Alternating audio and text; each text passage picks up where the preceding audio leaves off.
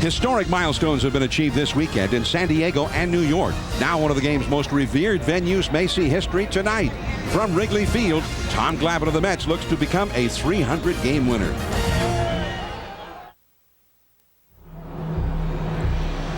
Reliable as a rugged watch. Steady as he goes. Smart, a step ahead without explosive stuff. Just the right stuff to make every start and make it count. Now the number is 299 and counting. A major milestone awaits. A place in baseball history reserved for the all-time greats that may never be reached again. A lefty with a lunch pail, an astute practitioner of the art, who has worked his way into the record books against the mega athletes of the modern game. Tom Glavine pitches for win number 300 as the Mets take on the Cubs at Wrigley Field next.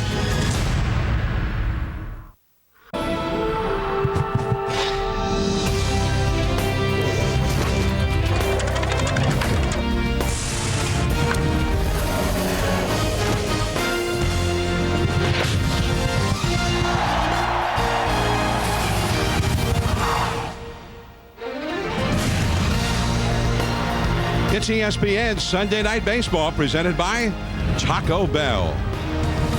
It is a very warm evening and an extraordinarily humid evening. It's tropical-like here at Wrigley, where the New York Mets atop the National League East take on the Chicago Cubs, who could... He may be the last one that's going to do this. I don't know of anybody else that's going to win 300 games. There may be someone comes along, but he may be the last 300-game winner we're going to see. There's Jose Reyes, the Mets leadoff man, getting ready to get things started here. Reyes, one of the most dynamic players in the game, and the premier leadoff man, Carlos Delgado, and in the background there with his arm in a sling after his rotator cuff surgery during the All-Star break, Willie Randolph in his third season as the manager of the Mets. They won the division title last year and came within one game of going to the World Series, and they are atop the National League Eastern Division as we speak again this year. Let's take a look at the batting order for the New York Mets presented by Taco Bell. Jose Reyes leads it off, and those numbers are just part of the story. He's got 52 steals. Luis Castillo just acquired for the Minnesota Twins, Gold Glove caliber second baseman. David Wright, and he's been hot lately, third base. Carlos Delgado at first base, off to a terrible start this year, coming on lately. Moises Alou back from the disabled list in left field. Sean Green, veteran, in right field hitting six. Paul Loduca said there's no way he could miss this game. He got a hamstring problem, but he's in there to catch Glavine. And Lastings Milledge, the rookie center fielder, hitting eighth, and Tom Glavine, the pitcher, bats ninth. A pretty good hitter, too, as he goes for his 300th victory. And there is Reyes heading toward the plate as the throw has gone down to second base. Jason Marquis, 28-year-old right-hander from Staten Island, New York, and he's pitched pretty well, all things considered, for the Cubs, Joe, after having a terrible season with the Cardinals last year. Well, Johnny got off to a great start. He's 3-5 in his last. He's only won 3 of his last 15 starts overall. But there you see the scouting report. He's at his best when he's mixing all his pitches up and throwing a lot of different speeds. But he gets in a rut sometimes when he starts to throw his sinker more than anything else. He'll get in a situation where he just stops using his other pitches. Jose Reyes to try and get the Mets going against Jason Marquis. Both teams right in the thick of pennant races. The Mets trying to hold the line above both Atlanta and Philadelphia. Both of those teams won today. And Milwaukee atop the Central by a game at day's beginning, lost to the Phillies. So the Cubs can move back into first place by percentage points. There is the center fielder Pagan, and that's all for Reyes, one away. And let's take a look at the defense. We know they brought in Jason Kendall and Tirio, only 3 errors and 209 chances at shortstop. They had Cesar Izturis here, but Tirio has won the starting job, and he plays. He's a fun-loving guy. You like to watch him play. He hustles. He's one of those guys that does all the little things to help you win a game. So we'll get a look at him tonight. Here is Luis Castillo. Just a week or so ago, he was a Minnesota Twin. He bluffed the bunt, took the fastball a little bit low for ball one. Ramirez came rushing in from third when he saw Castillo show bunt. He's only played 5 games so far for the Mets. Has had 4 hits. And Willie Randolph thinks maybe he was pressing a little bit early because of a new team, new teammates, trying to show him that he belonged on their pennant race juggernaut as he bunts one foul. A count 1-1 strike. And I think he was kind of shocked to be traded by the Twins, and I know a lot of his teammates in Minnesota were shocked. Johan Santana, their great pitcher, came out and was very critical of the Twins management and ownership for trading away Castillo. That's along the left field line. That is a fair ball. Soriano, as it comes off the sidewall, it's a double for Castillo. Well, Castillo's a guy that's, you know, he's been in pennant races all his career with the Minnesota Twins, so this is nothing new for him. Fastball on the outside corner, and it's a good piece of hitting here by Castillo. Leveled and just slice it down the left field line for a base hit, and he puts himself in the scoring position. And as you mentioned, David Wright has been driving in runs at almost 1 run a game for the last 30 ball games, so he's swinging the bat well. Good timing to get a man in scoring position for David. 304 average, 19 homers, 67 batted in, and the fastball in there for a called strike. Yeah, Wright, when the season started, the first 5 weeks or so, there was just no power at all. No run production. He had 1 homer, 12 RBIs, and they had played over 30 games already. But he has turned that around big time. Right field. There is Cliff Floyd, the former Met, tagging up Castillo, and he'll head to third with 2 down. 2 down, runner at third. And by the way, Joe, we had shown that the wind was blowing out just a few minutes ago, straight out. That wind has calmed down considerably. There's not much wind blowing at all right at the moment. Well, this is a ballpark that you really do not need the wind to help you. Just do not want it to hurt you. Anytime it's not blowing in, this is a good hitter's ballpark. So here is Carlos Delgado. So even with almost no wind blowing, not anything that's going to help out Tom Glavine in winning his 300th game.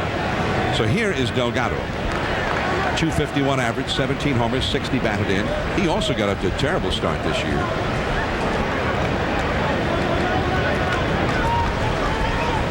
Jason Marquis with 2 down and a runner at third. And they've got the shift on in the infield for the Cubs.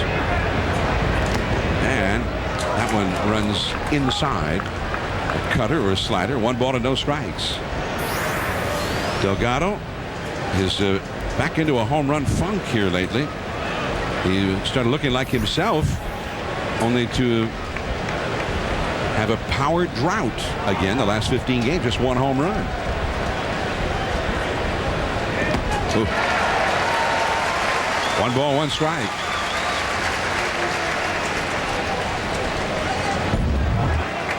Well, Marquis challenges him with the high fastball, and Delgado just swings through it. A ball and a strike. Moises Alou would be next. Now Delgado backs away. Tom Glavine all warmed up, set to go. And he wouldn't mind if they put a run or 2 on the board before he actually takes the hill. 2 down, runner at third. And he took a little something off that one, missed too low with it. 2-1.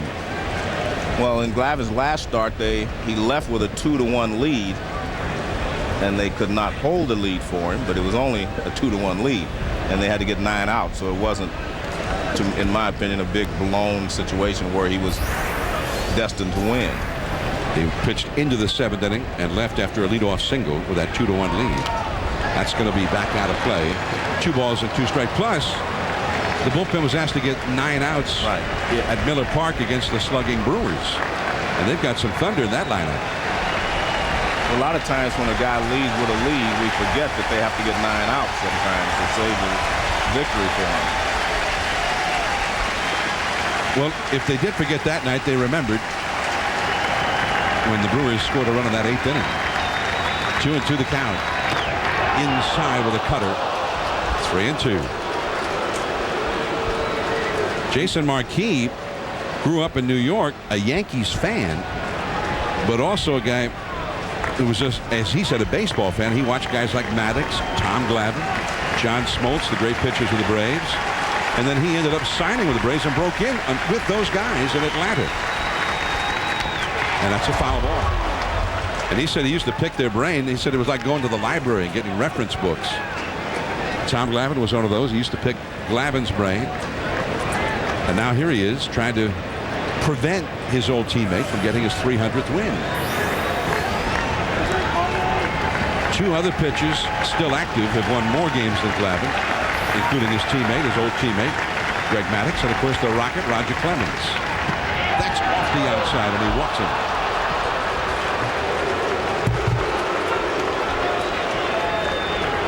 So he goes to first, and the batter will be Moises Alou, the former Cub. Maddux has a flag here. He won his 300th game as a Cub, although he won it in San Francisco. He had a chance to win it here and was not able to do it. There's the list of the most winning active surgery pitchers, as we see Randy Johnson, who was a guy with a real threat for 300 wins when the season started, but he's out for the year now with back surgery, and whether he'll be able to come back at all remains to be seen. Clemens, Maddox, Glavine, and then the big unit, and then Mike Messina. Check swing and a foul by Moises Alou. Moises Alou played, he played in the game where Maddox won his 300th game, hit a home run, and made a diving catch in the outfield on behalf of Greg Maddux that day. Well, I think he's the missing piece right now for the Mets. They're without Carlos Beltran, but I think Moises Alou is such a consistent hitter that when he's not in the lineup, it changes the whole lineup from what it was at the beginning of the season. He was swinging the bat so well, and he's hitting over 300 as well now, even after sitting long stretch on the DL. He wasn't hitting the long ball, but he was hitting well over 300. Well, he hit 2 home runs in one game in the first 37, and he hit 2 home runs yesterday. At the knees for a strike. Ball 2 strikes now to Moises. Runners at first and third for the Mets. The Mets are without their all-star center fielder, Carlos Beltran. He's on the disabled list. Willie Randolph saying they hope they're going to get him back on Wednesday. 1-2 the count. Low went outside. 2-2 now. Carlos Beltran, without having a real big year this year, but he had a fabulous year last season. 41 homers, 116 batted in. He did have 62 RBIs, and he's an outstanding center fielder. They're eager to get him back. 2-2 the count.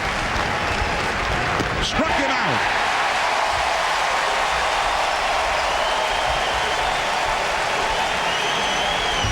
Two men left, no runs. And now Tom Glavine, with 299 career victories, heads out to the hill. And there is Alfonso Soriano, who will be leading it off against Tom Glavine. Let's take a look at the Cubs batting order, turned in by Lou Piniella, presented by Taco Bell. Alfonso Soriano, the slugging leadoff man, 18 homers, left field. Ryan Theriot at shortstop. Derek Lee, he started to hit with power now. At first base, Aramis Ramirez, he's been the Cubs' big RBI man again this year. Cliff Floyd, former Met, with great numbers against Glavine, right field. Mark DeRosa, a former Brave, a good friend of Glavine, is at second. Angel Pagan in center field. Jason Kendall, the veteran catcher, hitting 8th. And Jason Marquis, the pitcher, batting 9th. All up against Tom Glavine, the 41-year-old lefty. And he's ready to go.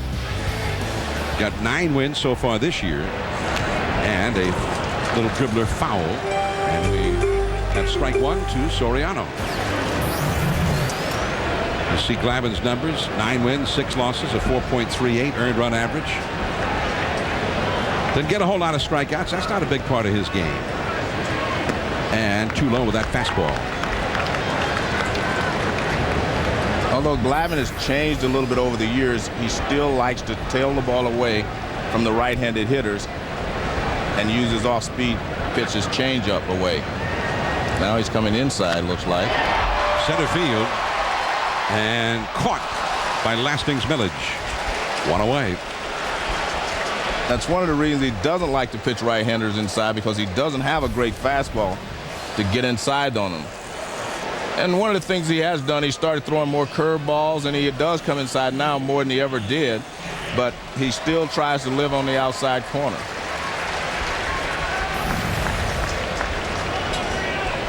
Here's Ryan Theriot now. Theriot just won that everyday shortstop job. They had another young guy, Ronnie Cedeno, that played a lot of shortstop last year, plus Cesar Izturis. But finally, Theriot was just so good, they traded Izturis to the Pittsburgh Pirates. Well, his hustle yesterday really accounted for the 6 runs that they scored yesterday. It was 2 outs, runner at third, and he was hustling. He was still out at first base, but his hustle made it a close play, and he got the call. And they scored 5 runs after that with 2 outs to win the ball game 6-2. So they scored all 6 of their runs with his hustle. So if he hadn't been busting it down the line in the first place, it would have been an easy out. There is Milledge again. So Glavine using the big part of the ballpark so far. 2 fly balls to center, 2 down, and now the slugger Derek Lee will come up. There's the Glavine family. That's his wife Kris with the Glavine children. They have 4 children. There's his mom and dad. That's Mildred on the left and Fred on the right, from Billerica, Massachusetts. And Tom has his family here and a whole large entourage of people, including the former team doctor of the Atlanta Braves and a former trainer for the Braves, guys that he appreciated for their work with him and their help.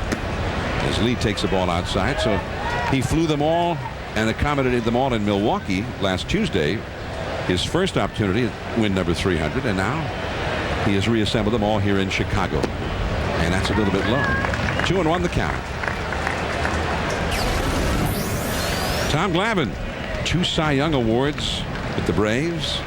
His wins are the 5th highest total by any left-hander in the history of Major League Baseball. Now it's 3-1 to Derek Lee. His dad, Fred, was a great fan of Warren Spahn. And Tom said that often he'd achieve something big, he'd win a Cy Young award. He says, well, you still got a long way to go to catch Spahny. And that's back to the screen. 3-2. Well, Spahn ended up with 363 victories. And I always felt that as great as Warren Spahn was, he was really underrated as far as the greatest pitchers of all time. When you started talking about those guys, Koufax, Gibson, all these names come up, very rarely do you hear Warren Spahn's name mentioned. 3-2 pitch, and Lee fouls it off the fists back into the crowd. So far in this ball game, Glavine has pitched the right-handed hitters inside more.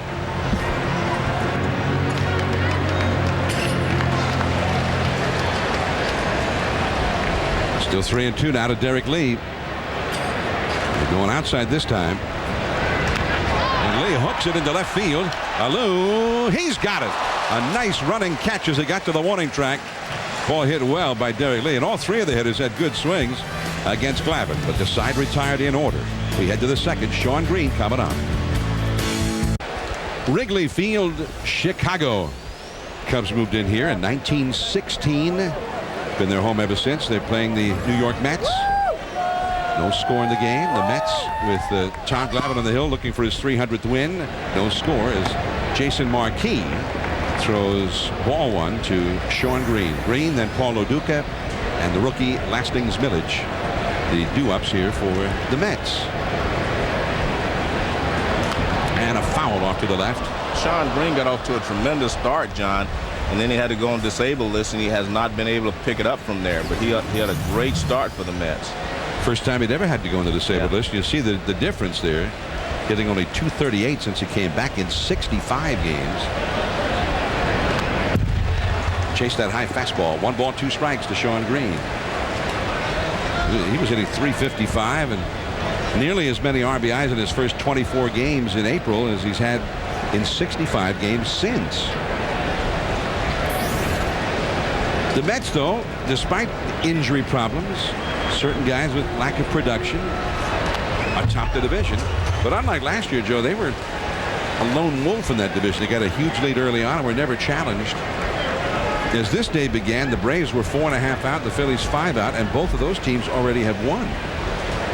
And the Mets are going to go home, and they got a head-to-head with the Atlanta Braves, and they have not done that well against Atlanta this year. At first base, Derek Lee, that came up a high hop. He stayed with it, and Marquis gets the put out, one away. Now our Excedrin trivia question.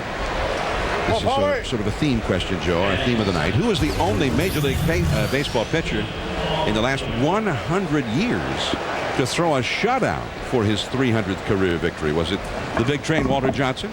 Was it Knucksy Phil Niekro? Was it the Ryan Express or Tom Terrific? We're going to give you the answer here momentarily, but you can mull it over for a little bit. Well, I know it wasn't Nolan Ryan or Tom Seaver. Well, you're narrowing it down now. Yeah. That's a strike to Loduca. I remembered those two guys the day they won, so neither one of them pitched a shutout. So you think it's between either Walter Johnson or Phil Niekro? Correct. One strike pitch. That's right in there for a strike to Loduca. Loduca nursing a bad right hamstring. He's sat out a few games and was not going to be in the lineup tonight, but he convinced his manager, Willie Randolph, that the hamstring was sufficiently healed that he could play. There is DeRosa, and that is out number 2. Loduca retired. 2 down. Let's go to the studio. Here's Steve Berthium with a SportsCenter 30 at 30 update. Thanks very much, John Miller. Kurt Busch, a winner at the Nextel event in Pocono, his 16th NASCAR Nextel Cup Series victory, but his first since last March at Bristol. That was 52 races ago. Kurt Busch, a winner at Pocono. Tiger, a winner at the Bridgestone. What else is new? It's his 3rd straight and 6th career win there, a final round 65. Good for an 8-shot win over Justin Rose and Rory Sabatini. Next SportsCenter after this game, or stay current with ESPN News, guys. Thanks, Steve. And Joe, I'm the first to admit it. I know Kurt Busch is good, but I thought no way he could win at Pocono. So he proved me wrong. Showed me up. What a surprise for me. Well, I wasn't surprised that Tiger Woods won. So you're like everybody else. You're surprised if he doesn't win. Correct. And you're outraged. What's wrong with Tiger? 2-0 to Lastings Milledge. 2-1. Man, he opened up. It looked like he was trying to launch that one out onto Waveland Avenue. It really kind of shows you how good this lineup the Mets are putting out there is, because Milledge has been playing very well since he returned to the big leagues, making great plays in the field and getting key hits. And he's hitting 8th. He's got a 282 average in the big leagues overall. That includes some early season games where he didn't hit that well. Look at that, 375 in his last 12 games. And that's why I say I'm surprised that he's hitting so low in the order, but he is the rookie. Well, not rookie anymore, but he's the young guy. Well, he's still pretty much a rookie. Yeah. And he takes a walk this time. So that gets Glavine to the plate. Tom Glavine looking for his 300th win. We asked the Excedrin trivia question. Who is the only Major League pitcher in the last 100 years to throw a shutout for his 300th career win? Not Seaver, not Ryan, not Walter Johnson either. It was Knucksy Phil Niekro. He did it for the Yankees against the Blue Jays, October the 6th, 1985. Log on to ESPN.com, search Excedrin to answer additional trivia questions. As Milledge goes, Kendall throws into center field, backed up by Angel Pagan, and Milledge could not dig himself out of the dirt in time to go to 3rd. Now that's a really gutsy play there when you have the pitcher hitting with 2 outs and you take off. I mean, if he gets thrown out, that means the pitcher leads off the next inning. You rarely see that. No, you do not see it. But Tom Glavine is also a pretty good hitter, and that's one of the other things that he does well besides sacrifice. He has been able to drive in some runs. He's not likely to drive in from first base, and I think he may drive him in. Let's see. Pagan rushing that ball, and he drops the ball. Milledge is in to score. It is 1-0 Mets, and it is Tom Glavine who drives in the first run. That was going to be an interesting play to see if Milledge is going to be able to make it, but Pagan in his haste dropped the ball. I didn't think Milledge got a great jump from second base because it was going to be a play.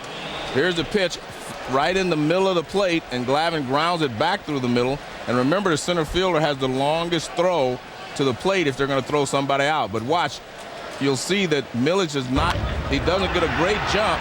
And watch, he's just at third base when he comes up with the ball. I still think he was going to make it, but it's going to be close. That's a base hit for Jose Reyes.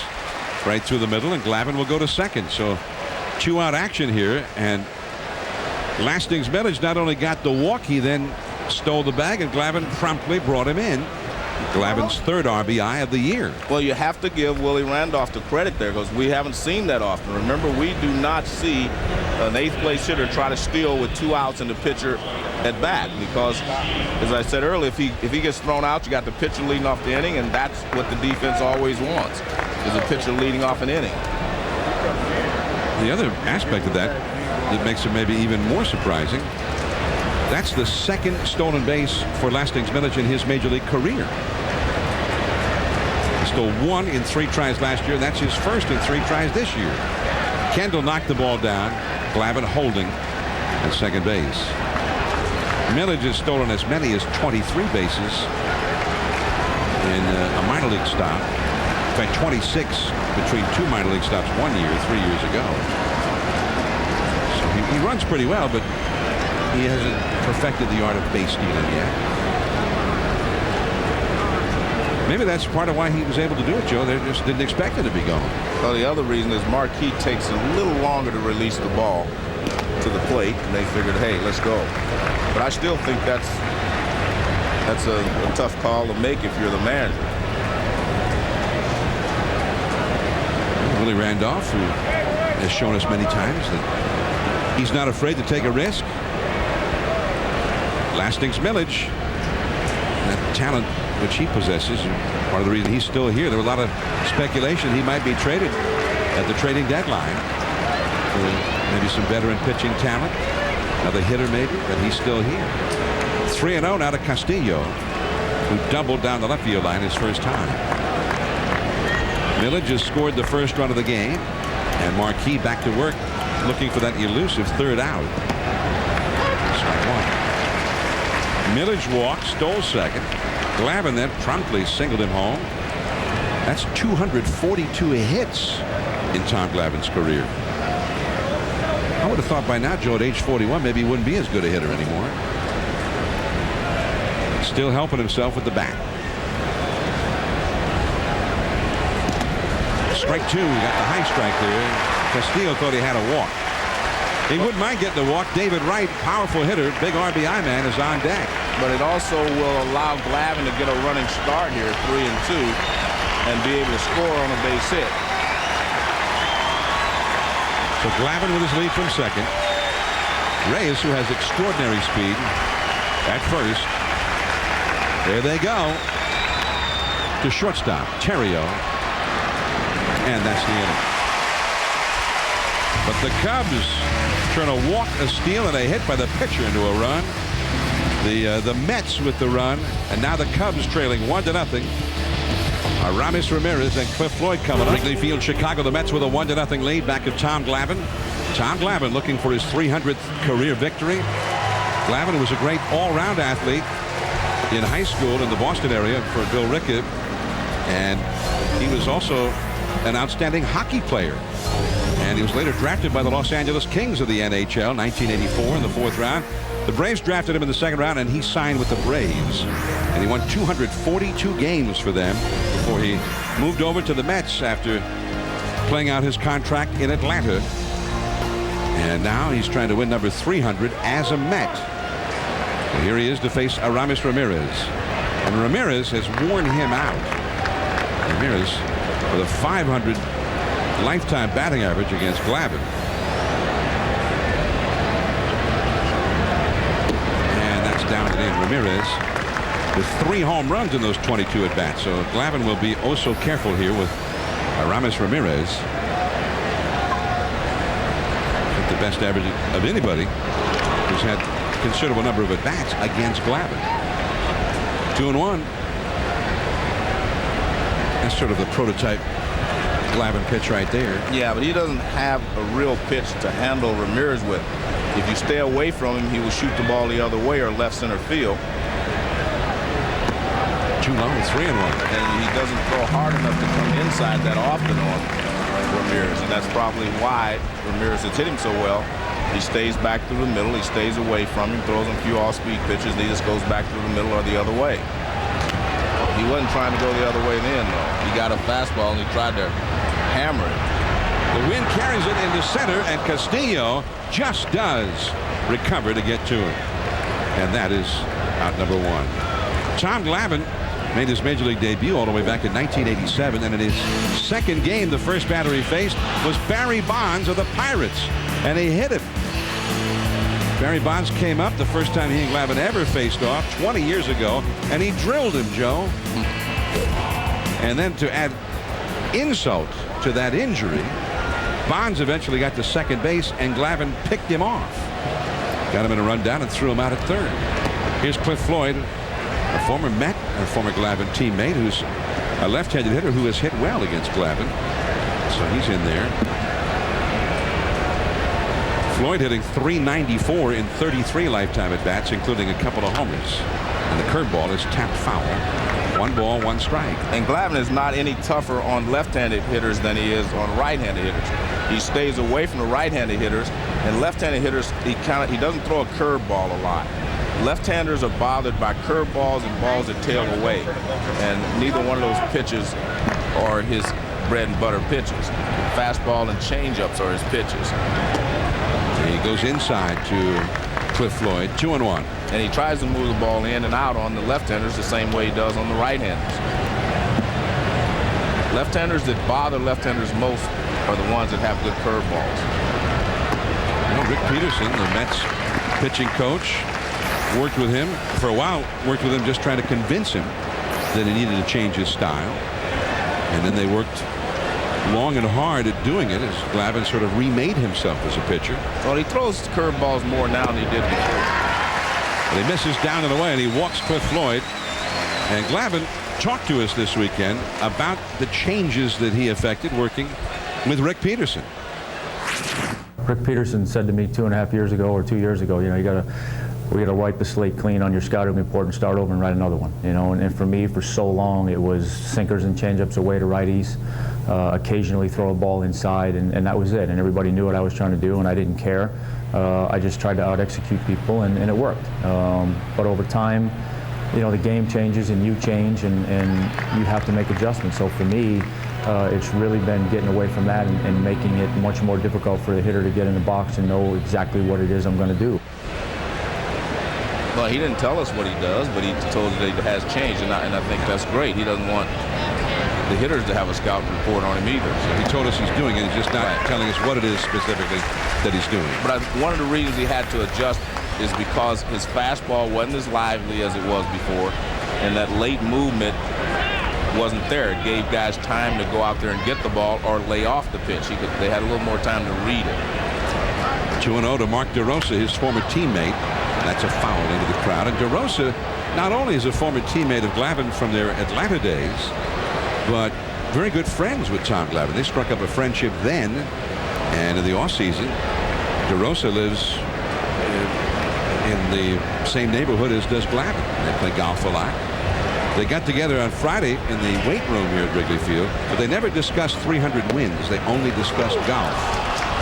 That's a strike, and DeRosa didn't think so. 2-2. Let's take a look at K-Zone, and it's sponsored by Nationwide. And DeRosa has an argument there. That is clearly off the plate inside. That's farther off than the acceptable 2 inches. Well, they're going back in there again now as Loduca gives the inside target. And that one in too far. 3-2.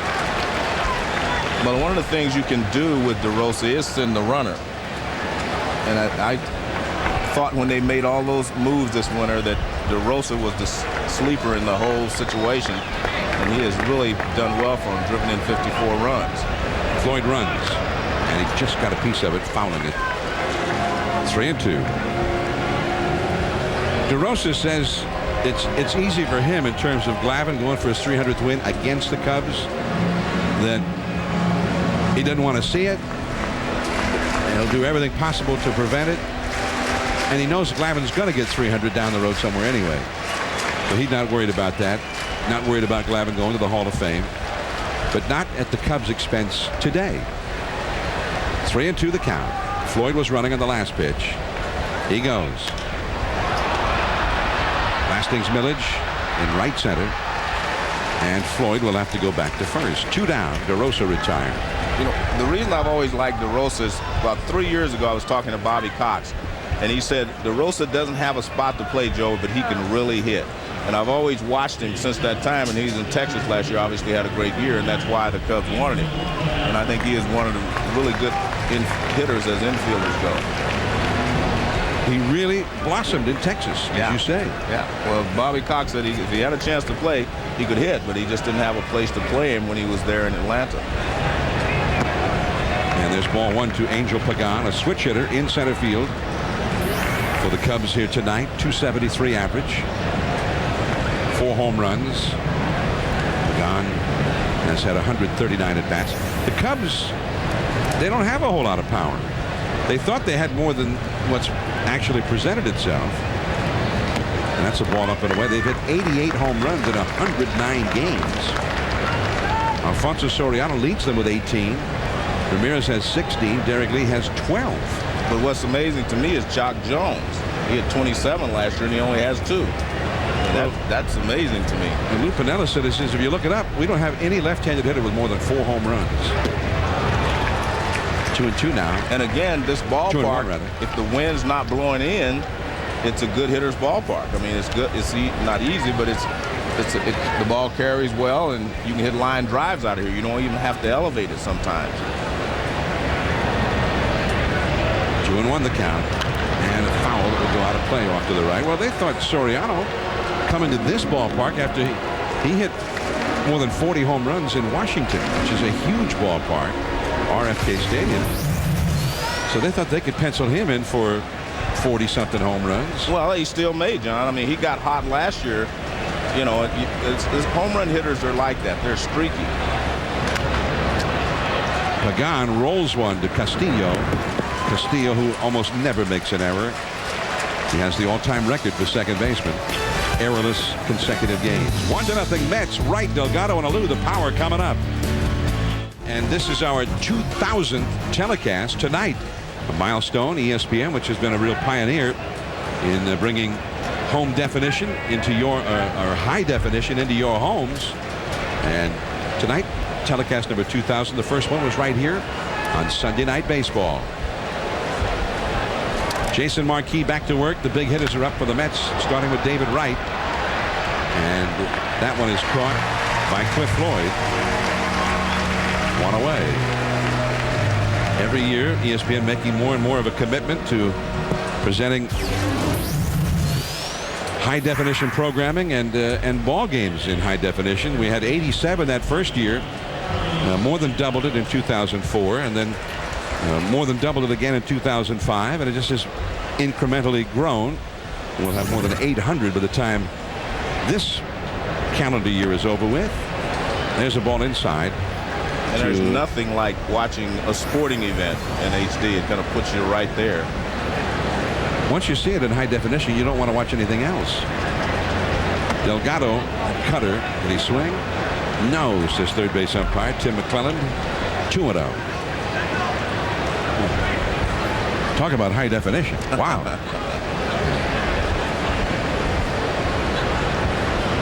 Now that's high definition. 2-0 the count. The definition of high definition. Here's to the second baseman, DeRosa. He was about 40 feet into the outfield. He had to come rushing back into the infield. And he throws out Delgado. And the struggles continue for Delgado. He walked his first time, knocked rounds out. 2 down, nobody on, and Moises Alou coming up. Well, he had a big hit on Friday to break a 3-3 tie in the 9th inning against Dempster. He put 4 on the board in the 9th against Dempster to break a tie and win that ball game. Delgado had 38 homers and 114 RBIs last year. That with the big year by Beltrano at 41 homers, 116 batted in. What a great 1-2 punch they were. Plus David Wright, Jose Reyes and company. Well, Delgado, remember, he had the surgery of the winter over his wrist, and it hasn't completely healed to his satisfaction. At least he tells me he's okay, but that's one of the reasons you don't expect him. We didn't expect him to hit 38 home runs this year, and he has had a direct bearing on Beltran. Beltran was hitting in front of him last year, and I really believe that Delgado made it easier for him last year. Been pretty steady over the years, 30-plus home runs year after year. Alou to center field, right to Pagan. So an impressive inning for Marquis against three of the Mets' top hitters. 1-0 Mets. Jason Kendall coming up. Now the Cubs in the last of the third against Tom Glavine. Glavine drove in the only run of the game with a single. He's got a 1-0 lead as he faces Jason Kendall and throws him a called strike. Jason Marquis, the Cubs pitcher, on deck, and then Alfonso Soriano due up third in the inning. Cubs, of course, traded Michael Barrett away to the San Diego Padres, and this was a while after the bad blood in the dugout between Carlos Zambrano, their star pitcher, and his battery mate Barrett, which ended up being more fisticuffs back in the clubhouse. There's Zambrano, but it seems that a lot of things started going well for the Cubs after that fight. David Wright, nice pickup, and he throws out Kendall. It's great to see Wright make plays like that because he has worked so hard on his defense. His first year, he struggled over there at third base. He could make great plays, but he couldn't make the routine play. Now you see a guy that has become an accomplished third baseman. I mean, he really works hard at his craft, and it's good to see him pay off for him. And that's an excellent play. And then he picks up, takes his time, and fires a strike to first. Here's Jason Marquis, and that's called a strike. Marquis is an excellent hitter. Well, he was. He's struggling a little bit now, but they used to use him for a pinch hitter, but I agree that he has potential. He's only hitting 167 this year. 1 home run, 2 doubles, 4 runs batted in. But he has been used as a pinch hitter on occasion, especially when he was in St. Louis. But then again, Tony La Russa used a lot of pitchers to pinch hit. Well, he used a pitcher to bat 8. Yeah. Was it yesterday? Yeah. In Washington? And Adam Kennedy bat 9th. Marquis hitting over 300 for 2 years, but the last 2 years... Well, they pitch him differently now. They pitch him like a hitter. Yeah, that's exactly right. That's a foul ball. Normally when a pitcher walks up there, the other pitcher thinks he has a breather, and he goes right after him. But now, you know, that his reputation precedes him, they know that he can hit. Now they pitch him just like they do another hitter in the lineup. Today, by the way, Adam Wainwright of the Cubs batted 8. That's fouled back to the screen. And of the Cardinals, Adam Wainwright, La Russa batted him 8th today. And Aaron Miles hit 9th, and Wainwright hit a home run today. Although the Cardinals lost. The Cardinals have lost 5 in a row. 1-2 the count. Glavine curves him, and Marquis got a piece of that one. Well, you can see that he's a pretty good hitter because he fights it off. I mean, that was nice curveball and off-speed pitch to Marquis, and he went out and fouled it off. So he's battling him. Carlos Zambrano, he's still hitting well. 281 batting average this year. And that's off the outside. 2 balls and 2 strikes to count now to Jason Marquis. He's battling Tom Glavine, making him throw a lot of pitches here. 1 out, nobody on in the third. Glavine and the Mets lead 1-0. And it's 3-2. That's the 8th pitch of this battle. So he's going to get a strike right here. Well, he is. I take that back, Johnny. He is still a good hitter. He's just not having good luck. Wait a minute. I thought he was no longer a good hitter. Well, but he fought this. This at bat has proven that he's a good hitter. So maybe he's found himself again. Well, you know, a lot of times you're hitting tough luck too. He may have hit a lot of line drives at people. Maybe he's been working with Carlos Zambrano. Yeah. Because Zambrano, you know, that's people talking about where he might sign next year if the Cubs don't re-sign him. It's hard to imagine he'd sign in the American League where he wouldn't hit. He loves hitting. There's Moises Alou. So Glavine wins the duel, but he had to throw 10 pitches to do it. 2 down. Sunday Night Baseball from Wrigley Field, Chicago. It's a warm, extremely humid night, and Tom Glavine trying to win his 300th career game. Only 22 pitchers have ever done it. 11 of those pitched before 1925. And several of those were pitched in the 19th century when the game was much different. There's his wife, Kris. His 4 children are here: Amber, Jonathan, Peyton, and Mason. Here's Alfonso Soriano, and a strike caught on the inside with a fastball. Soriano lined out to center his first time. His mom and dad, Fred and Mildred, are here. He's got brothers, a sister. He's got 30 people all told for whom he has secured tickets and hotel accommodations and flights. There's mom and dad. That's Mildred on the left, Fred on the right. His wife, Christine. Back to the screen.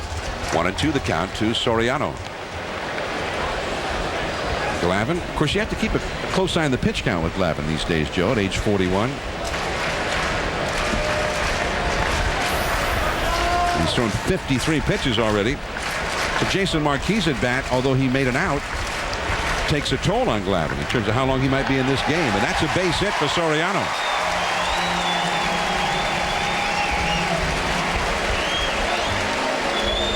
Good job of hitting there by Soriano. It was a changeup away.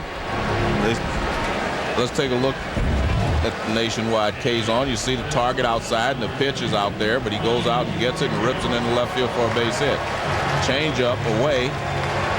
Good hitting by Soriano. He keeps his head right there. Look at his head. His head does not move. That was the key right there to staying on that ball that's away from you. Just keep your eyes planted right there and let your hands do the rest.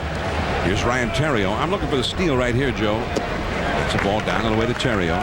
And Soriano became a 40-40 man last year that has 18 steals this year. Terrio flied out to center his first time. Now, what about Glavine, though? Is he tough to get a jump against? Pass Glavine up the middle, base hit. Soriano's going to go to third. Here's Milledge's throw, and Soriano's hurt. Soriano pulled up lame halfway to third, and he is thrown out by Milledge. And they are... That's 3 outs, and nobody seems to know it. They are shocked into silence to see their all-star left fielder pull up lame all of a sudden. The inning is over. Terrio's single, and halfway to third, he was not able to continue running, and now they help him off the field. And the Cubs fans, those long-suffering Cubs fans, are shocked and now very concerned.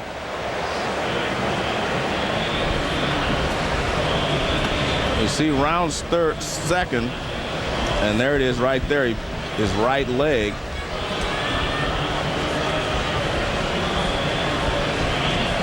And I tell you, he warmed up very well before the ball game, because I was sitting up here watching him, and he was loosening up, running in the outfield. He did everything you're supposed to do to get ready to play. He went and took batting practice late, and then he went out and hit in the cage, and then he went out and ran. He did some sprints before the game.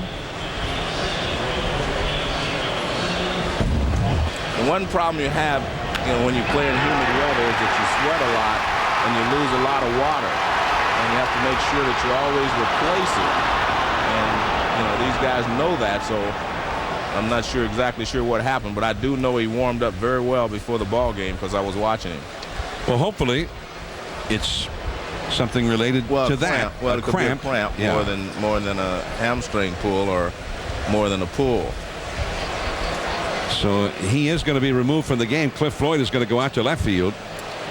And it looks like Mark DeRosa is going to move to right field, and Mike Fontenot is going to take over at second base now. So DeRosa shows his flexibility. So Floyd from right field over to left, and now DeRosa heads out to right from second base, and Fontenot is the new second baseman. There's Mike Fontenot. Now, tomorrow night, we have a baseball doubleheader on ESPN. Beginning at 7 o'clock Eastern, 6 Central. The San Diego Padres will take on the St. Louis Cardinals. Tomorrow at 7 Eastern, then at 10 o'clock Eastern on ESPN2, Barry Bonds and the Giants will host those Washington Nationals, who are hot. They've won 6 in a row. The Nationals and the Giants, John Lannon, a rookie with very little experience, will be up against Bonds. Bonds, who had the day off today, did not appear in the game at San Diego for the Giants. And with one more homer, he will have hit more home runs than anybody in Major League history right now, tied with Henry Aaron, the home run king, at the top of the list. John Lannon will make his 3rd Major League start against Bonds and the Giants. That's tomorrow night on ESPN2, starting at 10 o'clock Eastern Time. So here is Marquis, and the ball fouled by Shawn Green. Well, I was watching last night, John, when Barry tied Hank Aaron.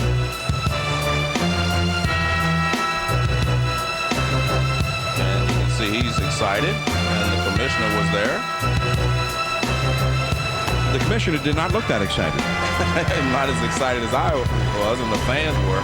I read a good article today about Phil Rogers in the Tribune, and he was there, and he said there were more cheers than boos last night when that happened.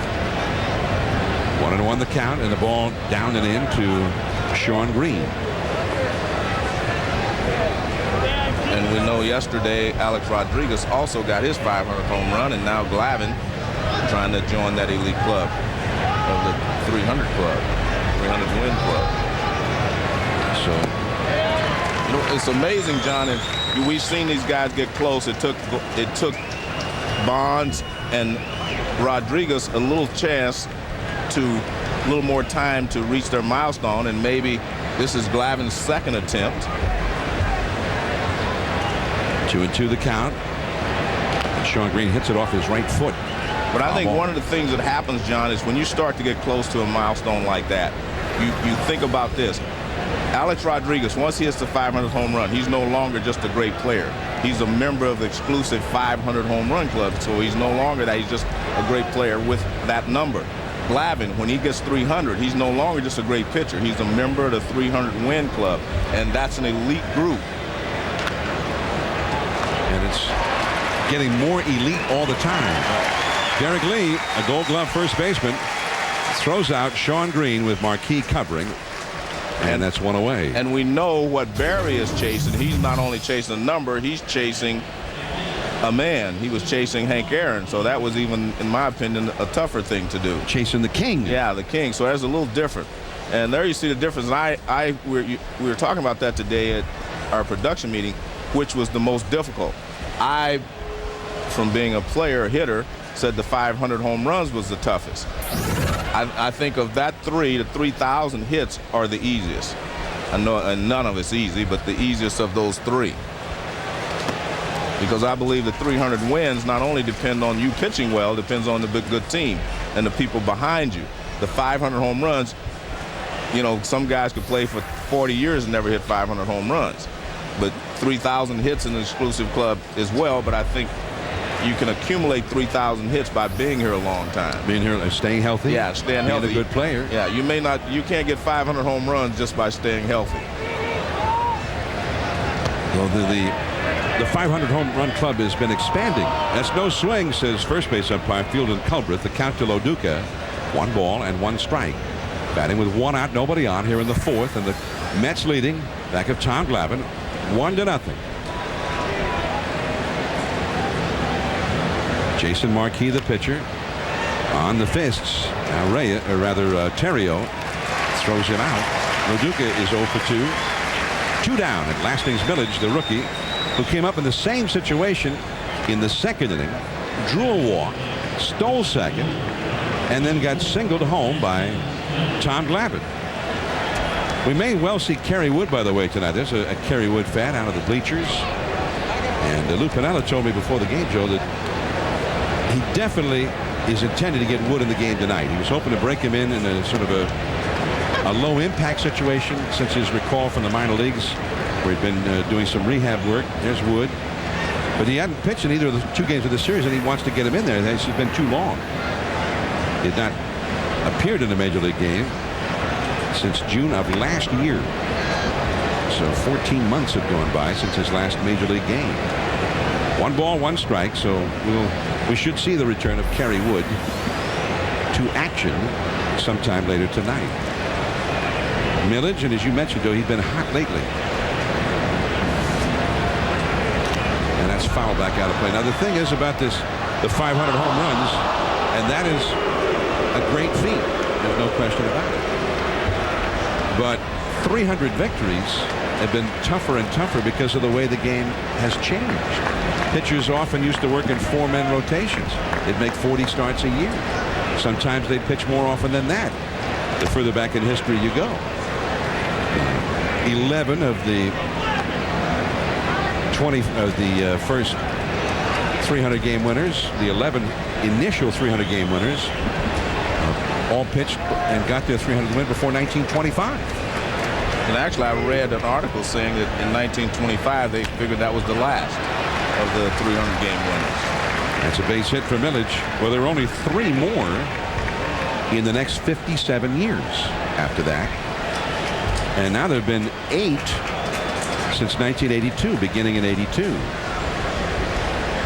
But also, sometime around that time is when the 4-man rotation disappeared. Yeah, but the difference, John, is that players, not just pitchers, all the players today stay in better shape. You know, they stay in shape year-round, and they can pitch longer. They may not pitch as much, meaning 300 innings a year, but they can pitch longer years-wise. Milledge, the runner at first, and when he was up there with Glavine up and 2 down in the second, he surprised everybody by taking off on a steal, and he stole it. Glavine then singled him home.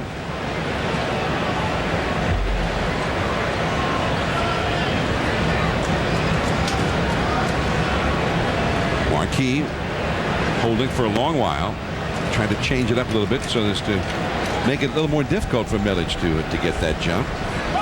1-1 the count.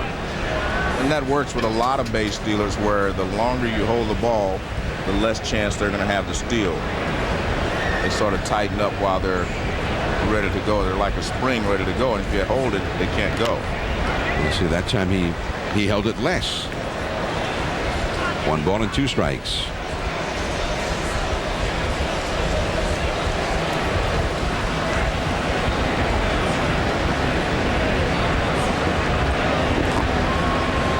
Two strikes to Glavine.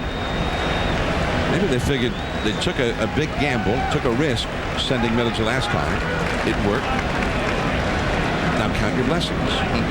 1-2 the count. And again, as you pointed out, Joe, the reason it's a big risk is if you get thrown out, the pitcher leads off the next inning. And in the National League, that's what you want if you're the defensive team. You always try to pitch that 8th place hitter, get him out so that the pitcher will be leading off the next inning. By the way, we will be chatting with Willie Randolph after the Mets finish their at-bats here 60 seconds later. So stay tuned for that. Willie will chat with us. We'll be able to talk to him ourselves about that, Joe. 2-2 the count. 2 down. Milledge at first. Tom Glavine the hitter. 3-2.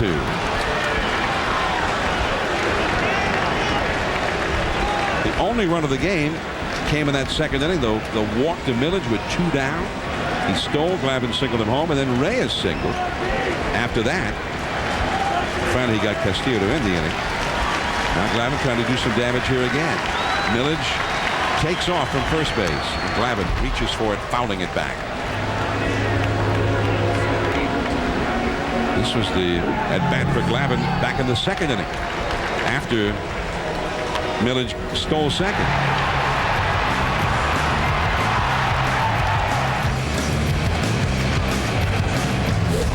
So Glavine got himself an RBI single.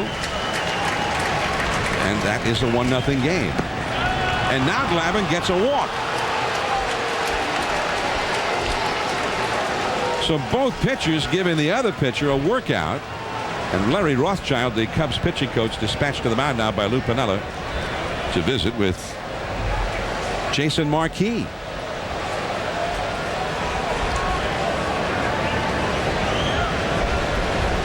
So Rothschild talking to Marquis now. when Marquis was up against Glavine in the third inning, he made Glavine throw 10 pitches before he finally got him out. Now Glavine has an extended at bat against him and gets a walk. And Marquis has thrown 70 pitches already. By the way, we got a word from the Cubs clubhouse as to the condition of Alfonso Soriano. They say there's a right quad strain. That's not good. His hope is a minor strain, but if it's torn or anything like that, the quad is the toughest thing to heal, because that's what lifts your leg. That's where the strength comes in pulling your leg forward. You would rather have a hamstring pull than a quad pull. 2 men on, and Jose Reyes. And now the count is 2-0 to Reyes. The sinker missing, down and away. Problem with a quad, John, is you never know when it's healed. You think it's healed, and as soon as you make that burst again, you injure it again. Hamstring, you can tell when it's healed by the strength you have in it. Right to the new second baseman, Fontenot, and the inning is over. Still 1-0. The Mets lead. Carlos Lee, Ramirez, and then Floyd coming up. We'll talk to Willie in 60 seconds. Hot, humid Wrigley Field. The Mets holding a 1-0 lead. And they got that lead in the fourth inning. A 2-out walk to Lastings Milledge, and then he stole second with the pitcher coming up.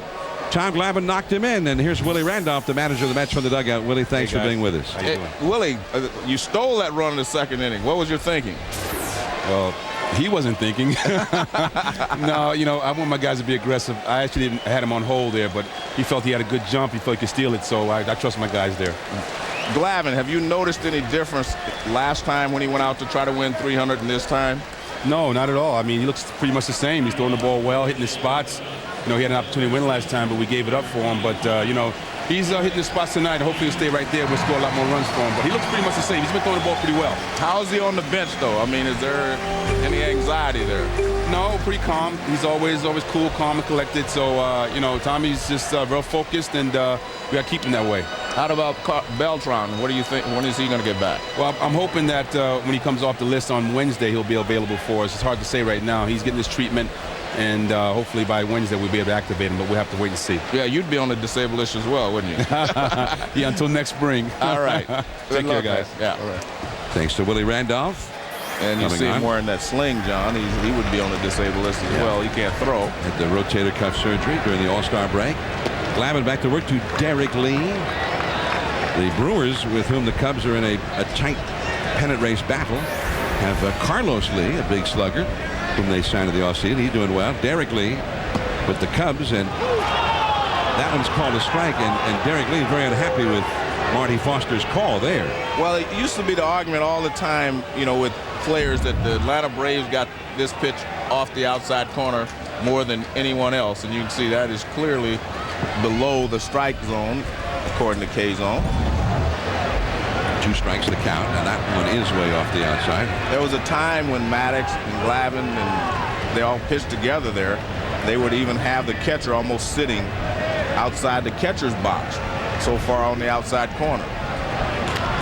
Lee figured he better chase that low pitch now, and he is thrown out by Reyes. Well, with 2 strikes, you better not take another one. 1-0. The Mets on top, last of the fourth inning. Braves, of course, won 14 consecutive first place finishes, and for many, many years they had those 3 all in the same rotation, all 3 Hall of Fame candidates. Greg Maddux has already won over 300 games lifetime. Glavine could do it tonight. John Smoltz has had a lot of wins as a starter and a lot of saves as a reliever. That is Castillo battling the wind, which is picking up again. And that's the second time Castillo made a nice play on a wind-blown pop-up. John, that's one of those situations where he's been in the American League all his career. If you've played here at Wrigley Field, when you go down that way as a second baseman, the ball always comes back. And watch, he'll have to reach back. And it's not just the wind. There's something in that area there where the wind always pushes it back.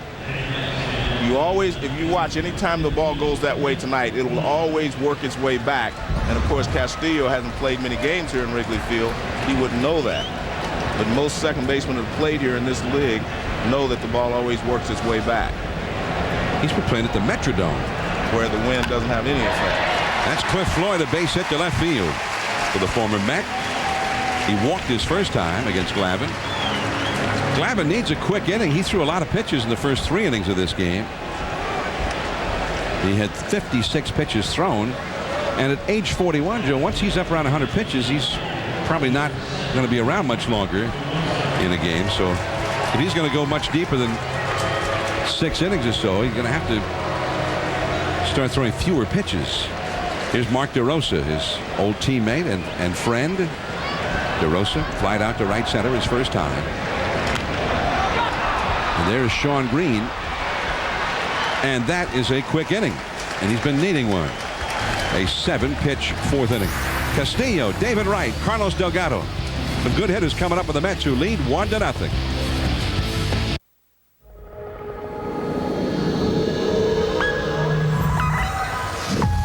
In high definition, Wrigley Field, Chicago. Wrigley Field built in a non-high definition era. And some players feel it's an anachronism, but Cubs fans feel it's heaven on earth, and it's always full. There's ball 1 from Jason Marquis to Luis Castillo. Another jam-packed crowd here tonight. Cubs heading toward another season of over 3 million paying customers at Wrigley. And in a pennant race, Castillo drops a bunt, but foul. 1 ball, 1 strike. Castillo's hit a double to left and grounded out to short. David Wright, powerful young third baseman on deck, and then Carlos Delgado, another powerful hitter, due up third. Castillo, .299 overall this year, including his time with the Twins. He was hitting over 300 at the time of the trade. And too high, 2 balls and 1 strike. Tom Glavine on a hot, sticky, extremely humid night, and they're trying to cool him down, Joe. What do they put in that towel to well, cool him off? sometimes they have ammonia and ice, mixture to keep you cool. And the interesting thing, John, is it was a beautiful day in Chicago today. It wasn't that hot downtown. But once you get into the friendly confines, as Ernie Banks says, it was just like all the heat in the area was right here in Chicago in Wrigley Field. 3-2. I mean, I was down at the cage talking to the sweet swinger, Billy Williams of the Cubs, and former Cub player and Hall of Famer, and all of a sudden it just got so hot I had to leave because I didn't have another shirt. 3-2 the count. That's up the middle, base hit. So Castillo with his second hit. John, I don't think I gave enough credit to Omar Minaya for bringing, there's Billy Williams, a sweet swinger. And I don't think I gave enough credit to Omar Minaya for bringing in Castillo. I think he, in my opinion, was a missing piece if all their guys are healthy in an everyday rotation. He's a gold glove second baseman. He adds more speed to the top of the lineup. He's a switch hitter that can do it all. And there's Omar Minaya and his family. So I think they made a great acquisition there at the deadline. And I think he's going to prove out to be very valuable to their offense and defense as the season progresses. Here's David Wright now, runner at first, and the sinker is too low. They had Jose Valentin playing second base. He had a very nice year for them last year and really solidified that position, but he had injury problems this year that put him on the shelf early this season. He came back, he was starting to get his stroke back, and then he got hurt again, and that really created a need, and Omar went out and filled it.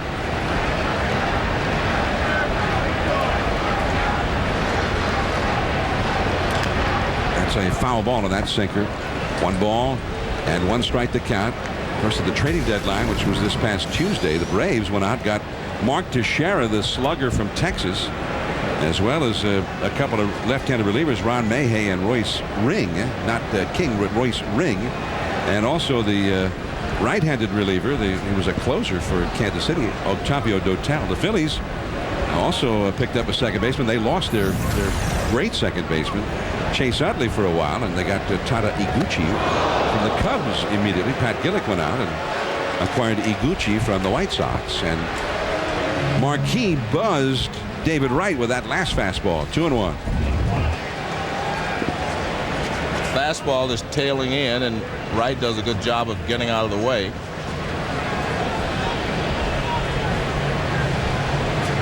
Castillo's a good base stealer normally. He had some leg problems early in the year when he was with Minnesota, and he was also playing on AstroTurf, which takes its toll on your legs.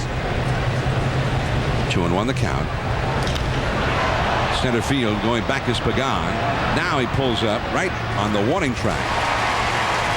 Castillo tags up and makes it into second base. Well, that's what that speed at the top of the order can do for you. We saw the speed at the bottom with Lastings Milledge stealing a base. And then you see Castillo tag up. He sees it's deep. Now watch, he hustles back to first. And that's the key. You got to get back to first in time so you can take off as soon as he makes the catch. And he got back. As soon as he made the catch, he was on his way. And excellent. Pagan, the wind pushed it a little further back. It looked like Pagan was surprised, Joe, not anticipating it.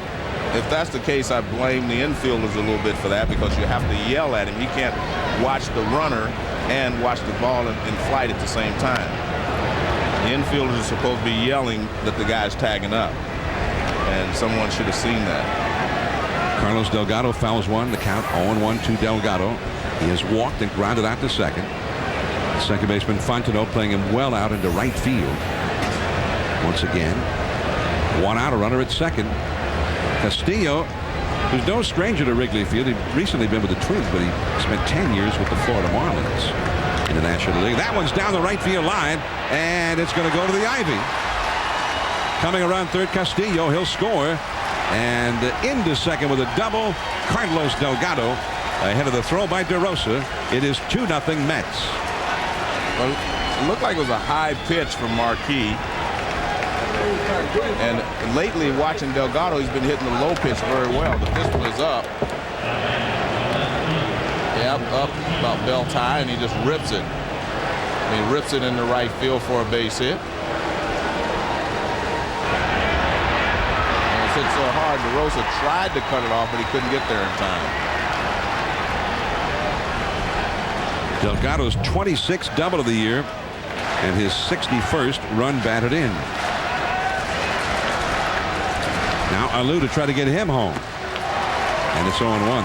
The slider just disappeared as Moises took a shot at it. Moises has struck out and flied out to center. And I don't think Castillo could have scored from first on that ball, because he had to wait, would have had to wait, make sure it was past DeRosa, so their aggressiveness on the base path plays off for a second run for them. Both their runs have been because of aggressive base running. That's down the line, backhanded by Ramirez. After he looked Delgado back, he throws out Alou. So 2 men are gone. Delgado still at second. Sean Green coming up. Let's go to the studio for a SportsCenter 30 at 30 update with Steve Berthune. Thank you, John Miller. Nextel Cup at Pocono today. Kurt Busch got his 16th Nextel Cup Series win, his first since last March at Bristol. That was 52 races ago. He last won at Pocono in July of 05. And Tiger Woods, his third straight and 6th career win at the Bridgestone Invitational. Fought around 65. Good for an 8-shot win over Justin Rose and Rory Sabatini. Next SportsCenter after the Cubs and Mets. Or stay current with ESPN News. And a wild pitch thrown by Jason Marquis, and Delgado goes to third with 2 down.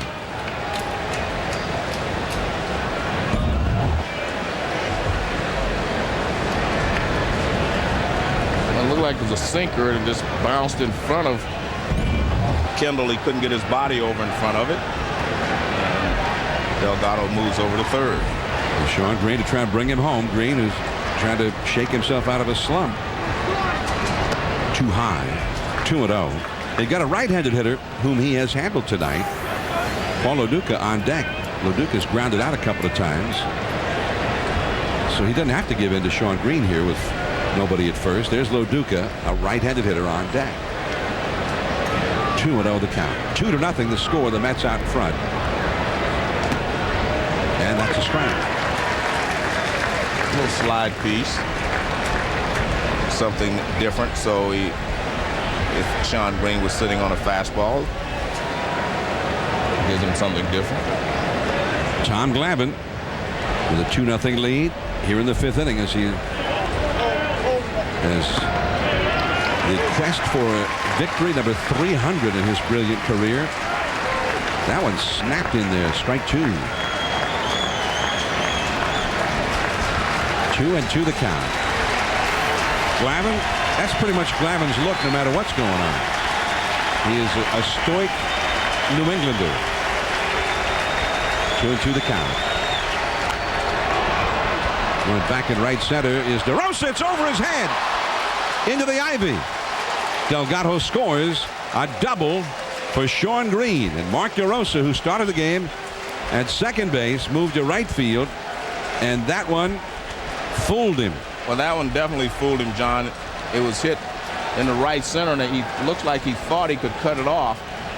So he took the bad angle. But remember, he's been playing second base mostly, so it's a little tough. That's up in the strike zone, and Shawn Green nails it. And you can see that he was going at the wrong angle, but he's not an outfielder by trade, so you put him out there, those are the risks you take. Although he played just about everywhere this year. This Right. is, But he's had 15 games in right field, some at third, even a game at short, and 9 games at first. But as you say, Joe, He's always most of been his an games at infielder. second base. Yeah, he has always been an infielder. When he was with Atlanta, that's why they didn't have a spot to play him. They had Marcus Giles there. So here's Loduca. And again, the ground ball to short. He got jammed and is thrown out by Terrio. Well, he went after Shawn Green, and it cost him. He had first base open. It's 3-0 Mets. As we go to the last of the 5th inning, Glavine back to the hill. Glavine back on the hill now with a 3-0 lead with which to work. In the last third of the Cubs batting order comes up. Angel Pagan showing bunt and taking low for ball 1. Pagan, then Jason Kendall, and then the pitcher spot due up third in the inning. Pagan grounded to second his first time. A switch hitter, batting right-handed. And Glavine floats one over the outside, a changeup for a strike. Tom Glavine, whose heroes as a kid growing up in the Boston area, Bobby Orr, who was the great Boston Bruins Hall of Famer, and Carl Yastrzemski, the Red Sox great left fielder. And of course, Tom Glavine was a hockey player as well as a baseball player. And he once said, Joe, that truth be told, at that time as a kid, he probably loved hockey a little bit more than he loved baseball. 2-1 the count, and a foul back out of play.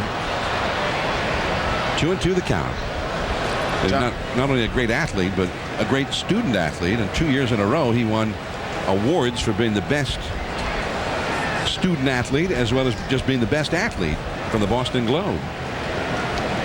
2-2 the count. And 3-2.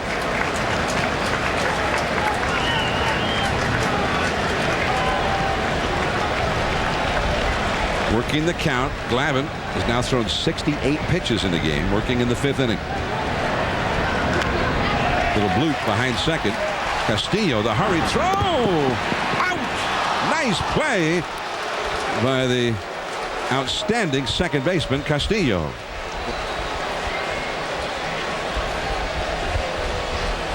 Excellent play there by Castillo.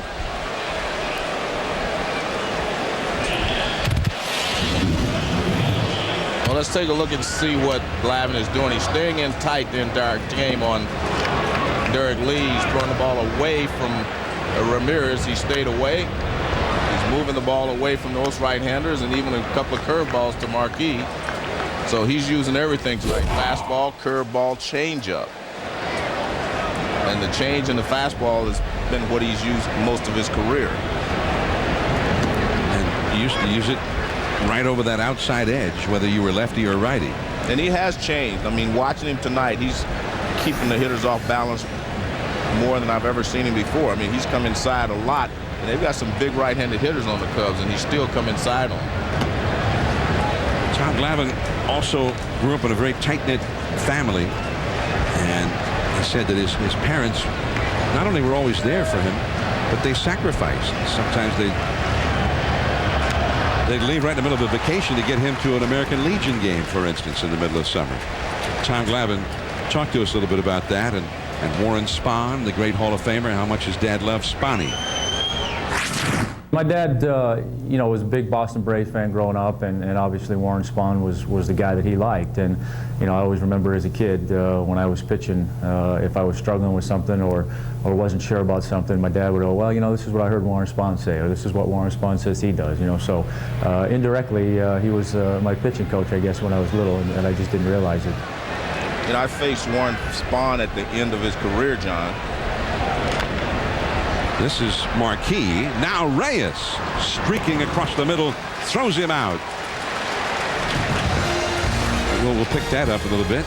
Joe Morgan versus Warren Spahn. Hall of Famer against Hall of Famer. The Mets lead 3-0. Glavine with a shutout going. Field, Chicago. I'm John Miller with Joe Morgan. Peter Gavins will be back with us next Sunday when we are in Philadelphia. The Mets leading 3-0. Tom Glavine. There are a lot of Mets fans here tonight at Wrigley. Tom Glavine trying to win his 300th game. And there's a base hit by Milledge down the line. Lastings Milledge leading off against Marquis. First ball swinging, and he has a double. And Lastings Milledge been like a second leadoff man down there in the number 8 spot, making things happen for the New York Mets tonight. Well, we mentioned that he was swinging the bat well, and he's still hitting 8th, so it's a pretty good lineup.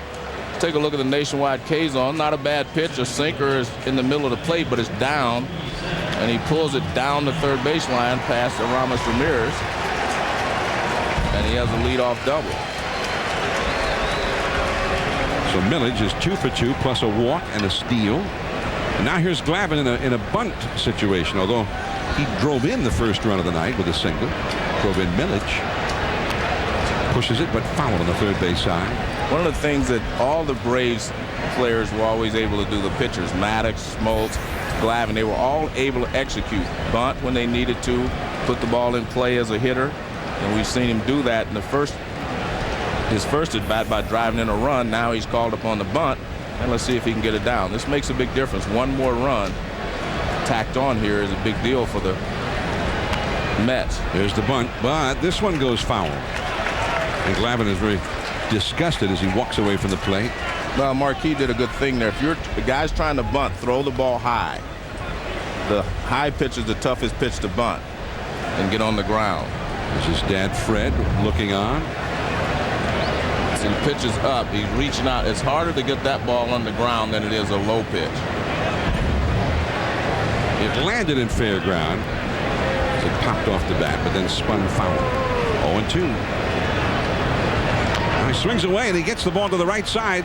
Lee thought about third base, but Lastings Milledge just too fast.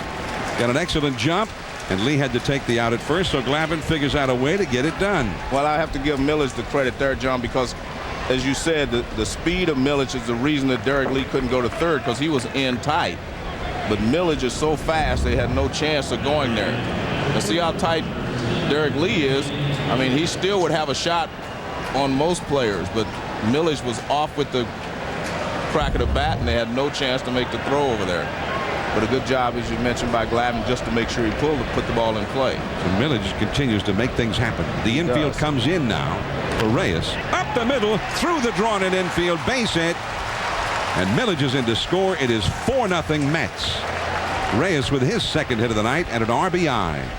And again, the aggressiveness on the bases is the reason that they're scoring runs here, because if Milledge would have stayed at second base, they had the infield back that may not have gone through. Milledge, what an exciting young player he is. That's why they would not trade him. A lot of people wanted him, but they would not make the deal. Lou Pinella's coming out. He's got Scott Ayer, the left-hander, ready in the bullpen, and he's made the call with the switch-hitting Castillo coming up and a base stealer, number 1 in the majors, at first. We'll be back. We're at Wrigley Field, Chicago. The Mets now have a 4-0 lead. And here is Scott Ayer, the veteran left-hander, in for the bullpen, replacing Jason Marquis. 1 out, a run in, and a runner at first. The most prolific base stealer in baseball this year. That's Jose Reyes. And sure enough, Ayer makes the throw to first. Reyes has 52 steals. and only been thrown out 14 times. You see Ayer's numbers, and Ayer was having a very bad season in the first half, and had lost the trust of his manager, but he's pitched real well since the All-Star break. 9 consecutive scoreless appearances. One of the problems he was having earlier was throwing strikes, John. He was walking too many hitters. One strike to count to Castillo. Now, when you hit second, you have to be willing to take a pitch or two, right? He takes a lot of pitches anyway. You're right. With a guy like Reyes in front of you. But, I mean, he does take a lot of pitches, both from the left side and the right side. Gave it a little bit of a slide step that time to quicken up his delivery. 1 ball, 1 strike. Jose Reyes. I asked Jose, I said, how are you? And he says, I'm great. I'm always great. He is. I mean, he seems that way. He's always laughing. He just loves to play baseball. And back to the screen. 1 ball and 2 strikes. One of those guys who has that joie de vivre. He seems to just love life. And why not? He's a great young player.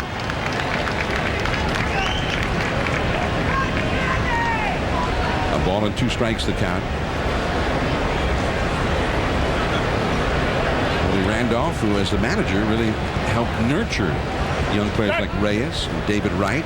They were a couple of priorities for Willie Randolph. Well, he really helped Reyes because everyone was saying Reyes couldn't lead off because he didn't walk. He swung at too many bad pitches. He strike out. And Willie said, well, he's still learning to be a player. He's still learning to play in the big leagues. Just let him go. And he's turned to be one of the best players in the game. That's a ground ball into left field, a base hit. So Scott Ayer took great pains to keep Reyes from stealing, but ultimately loses the battle to Castillo, who hits a base hit. Castillo's 3rd hit of the game. Well, now he's going to have to be very careful because both with the speed that these 2 guys have, they can steal 3rd base. There's a nationwide K zone. It looks like a little breaking ball. Didn't do a lot, and Castillo pulled it in the hole. Right where nobody was. So now they've got lots of speed out there, the explosive speed of Reyes. And Castillo, when he needs to, despite the leg problems, can still accelerate. And we saw him do it earlier tonight when he tagged up and went to second on a fly ball. And there's ball 1 to David Wright. David Wright has flied out to right field twice, flied out deep to center once. Hitting .302 for the year. 4-0, the Mets are leading. It's been a bad night for the Cubs and a bad night for Cubs fans. The Mets have taken over this game, plus the Cubs lost their outstanding leadoff man, Alfonso Soriano, to a right quad strain. The runners go. The throw goes to second base, high and wide by Kendall. He had a chance to throw out Castillo, but it ends up being a double steal. And that's what that threat does. That's the top of this lineup's going to make. That's why I say Castillo is going to be a big, big addition to this ball club. Now Reyes has a running buddy, so to speak. I mean, Reyes takes off. They make the wise choice by throwing the 3rd, but Castillo was stealing second, but Castillo was stealing as well. So you don't just run when the other guy runs. You have to steal the bag as well if you're the trailing runner. Now they're going to walk David Wright. So the left-handed hitting Delgado on deck, so the double steal ends up taking the bat out of Wright's hand. Yeah, but I think it's a great play because if Wright hits a ground ball, the inning's over. Now you have the runner 3rd with less than 2 outs, and even if Delgado doesn't get him in, you'll probably have a chance for Alou to drive him in. I think anytime you're aggressive, and the Mets have showed that tonight, aggressiveness on the bases without running into outs will always make you a better team. Will always give you more scoring opportunities. The Mets have now had 14 men reach base in these first 6 innings. Now 15 total base runners in these first 6 innings. They got 3 of them on there right now for the veteran home run and RBI man, Carlos Delgado. Delgado, who hit an RBI double his last time. And that was close to a balk. Reyes was breaking down the line from 3rd, distracting Scott Ayer. And maybe it wasn't a balk because he had called timeout at the plate, because he did move. Delgado had already called timeout. And the slider, ball 1, down and away. In fact, when he moved, Marty Foster told the Mets dugout that it was timeout because I think they saw him move as well. So Reyes, the third baseman Ramirez, is playing well off third base with the left-handed pull hitter up there. And so Reyes took advantage of that, came breaking down the line from third. And he chases the slider. 1 ball, 1 strike. He helped the Mets win a ball game against the Giants earlier this year when Armando Benitez was the Giants closer. Now Armando's in Florida. But he did that same thing, and Armando balked. And that allowed the tying run of the game to score. Well, Iyer balked too. Scott Air balked too, but it was timeout. Almost hit him inside, 2-1. He threw those 2 sliders way outside, and Delgado lunging in toward the place and almost got hit by that fastball. Lou Piniella hoping that Air maybe could get a ground ball right at somebody and keep the Cubs in the neighborhood in this game. The Mets are thinking about breaking it wide open right here. Big pitch. Yeah, that's what it did. Delgado to be able to lay off of that pitch. Now it's 3-1. Now he's got to give him a pitch to hit. He chased it on 1 ball, no strikes, and he was able to hold up at 2-1. Now he definitely has to get a pitch to hit. Moises Alou on deck. And no one warming in the Cubs bullpen. Bases loaded, 1 out. Back to the screen. He challenged him, and he fouled it straight back. He got the high fastball, but I'm not so sure that was a pitch he wanted. It was in on him a little bit and up, and he was asking if pitch home plate umpire was at a strike. It wasn't as high as I thought, but it was definitely in. What do you do here if you're Air? Do you go with the breaking ball, or you try to challenge him again? 3 balls, 2 strikes. Off the hands. Charged by Fontenot, and he gets the 1 out at first base as Reyes scores. Ball just not hit very hard, and the other runners advance. Castillo to third, Wright to second, and it is 5-0 Mets. Well, the problem is, John, when you're playing that deep with a guy like Delgado and it's not hit sharp, you take that double play out. If you're in a situation like that, in my opinion, you have to play a little closer. You have to play a little more shallow. See how deep he is? If he was in close, he could have charged that ball and maybe even gotten the runner to tag him or to flip it if he's playing normal double play situation. But with Delgado up, you're playing him too deep. Would he have had time to spin around and throw to second base? Well, if he's in closer, that's my point. I just don't like that. Even as it was, though, as it was. Well, it was a risky play. I don't think he could have gotten 2. He could have gotten 1. See, when you have these unorthodox defenses, when you set up like in right field and whatever, you're actually taking away your chances of making a double play on a routine ground ball or one that's hit medium speed. Moises Alou walked intentionally. The second intentional walk issued here, and Sean Green, another lefty, coming up. Watch how deep Fontenot is at second base. I mean, normally when normally on a double play, you're in here someplace, especially if the bases are loaded when you have to do it. But look how deep he is. I mean, there's no way. I mean, even if there's a ground ball or shortstop, he wouldn't have been able to get there. See, that's not that slow a ball. But you're playing so deep, you just have no chance. But plus, you could see if he'd thrown to second there, he might have hit the runner in the back. Yeah, well. He's right in the baseline himself. Yeah. It would have been real risky. Right. And then you're looking at all hell breaking loose in that inning. So I think you just have to play the defense that will get you out of the jam. I mean, you have guys like Barry Bonds, Big Papa, they play him in right field. You're just giving up too much, I think. Sean Green, the hitter. And that's inside. 2-0 to Sean Green. Bases loaded again. The Mets have 2 runs in and lead 5-0 here in the 6th. There is Castillo, then Wright at second, and Alou at first. With 2 down, they'll all be running at the crack of the bat. Green hit a double. It sailed over the head of DeRosa in right center his last time. That's picked up by Terrio. Nice pickup. And in the dirt, pulled out by Lee. The out is recorded. So they get only the 2. Top of the order for the Cubs coming up. Fontenot, Terrio, and Derek Lee. Tom Glavine now with a 5-0 lead. Last of the 6th inning, and Tom Glavine back to work now with a 5-0 lead as He is looking for that 300th career victory. He throws a called strike to Mike Fontenot up for the first time he came in for the injured Alfonso Soriano. Soriano suffered a right quad strain trying to go from first to third on a base hit back in the third inning. So Fontenot up for the first time. Ryan Theriot and Derek Lee to follow here in the last of the sixth. And as we watch Glavine a little bit outside, 1 ball and 2 strikes, we are very pleased to be joined on the telephone by Glavine's former teammate and now adversary, the ace of the Atlanta Braves pitching staff, John Smoltz. And John, welcome to Sunday Night Baseball. Thanks, guys. Thanks for having me. So I know you had other things happening tonight, but you were able to. You've seen a little bit of the ball game and seen some of Glavine's appearance. How do you read it?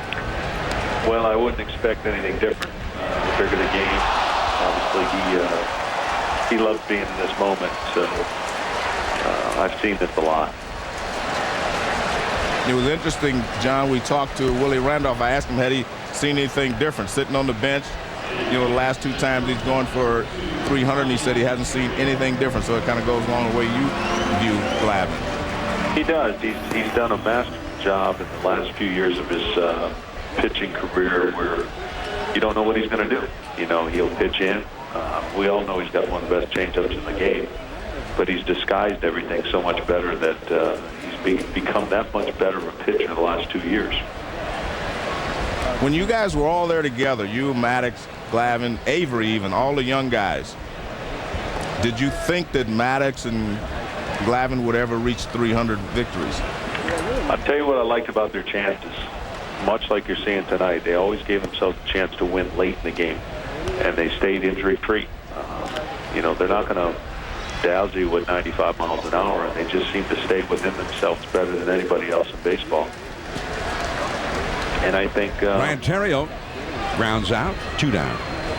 And I think 300 is a combination of not only dedication, a lot of luck, and staying injury-free, and all of them have that component that has allowed them to do this well beyond what we could ever have imagined when we were together. We never thought we'd pitch for upwards of 20 years. So you were a teammate with Tom, as we see Derek Lee take ball 1. Lee is 0 for 2. You guys started together in the late 80s, and the Braves were a bad team in those days. Yeah, we were horrible. You're being nice. And you guys did a lot of losing together.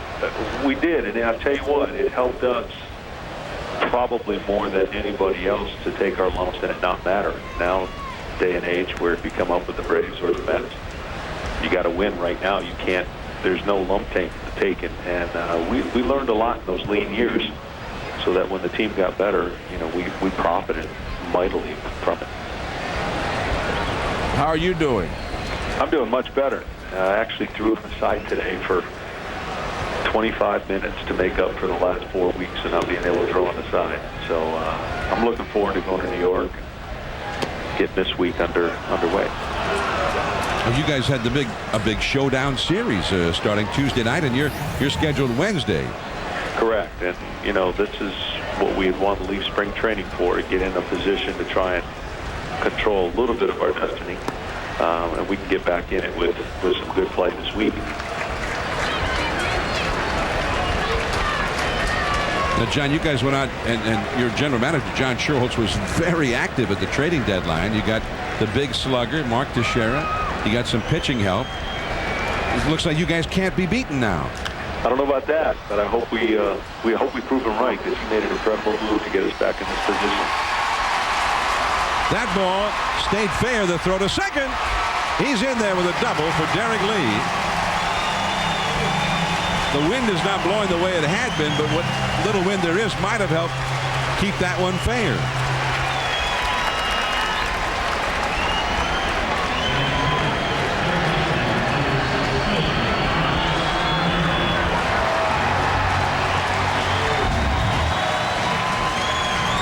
Well, he had been pitching Derek Lee inside most of the evening, and this is a off-speed pitch away.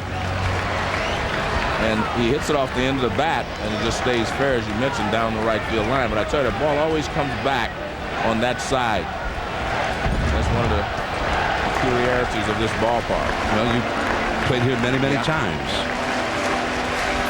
So John Smoltz is on the phone with us, and John Aramis Ramirez, and the Cubs. They've been hot, but they may have lost their all-star leadoff man Soriano tonight. That's a terrible blow to the Cubs.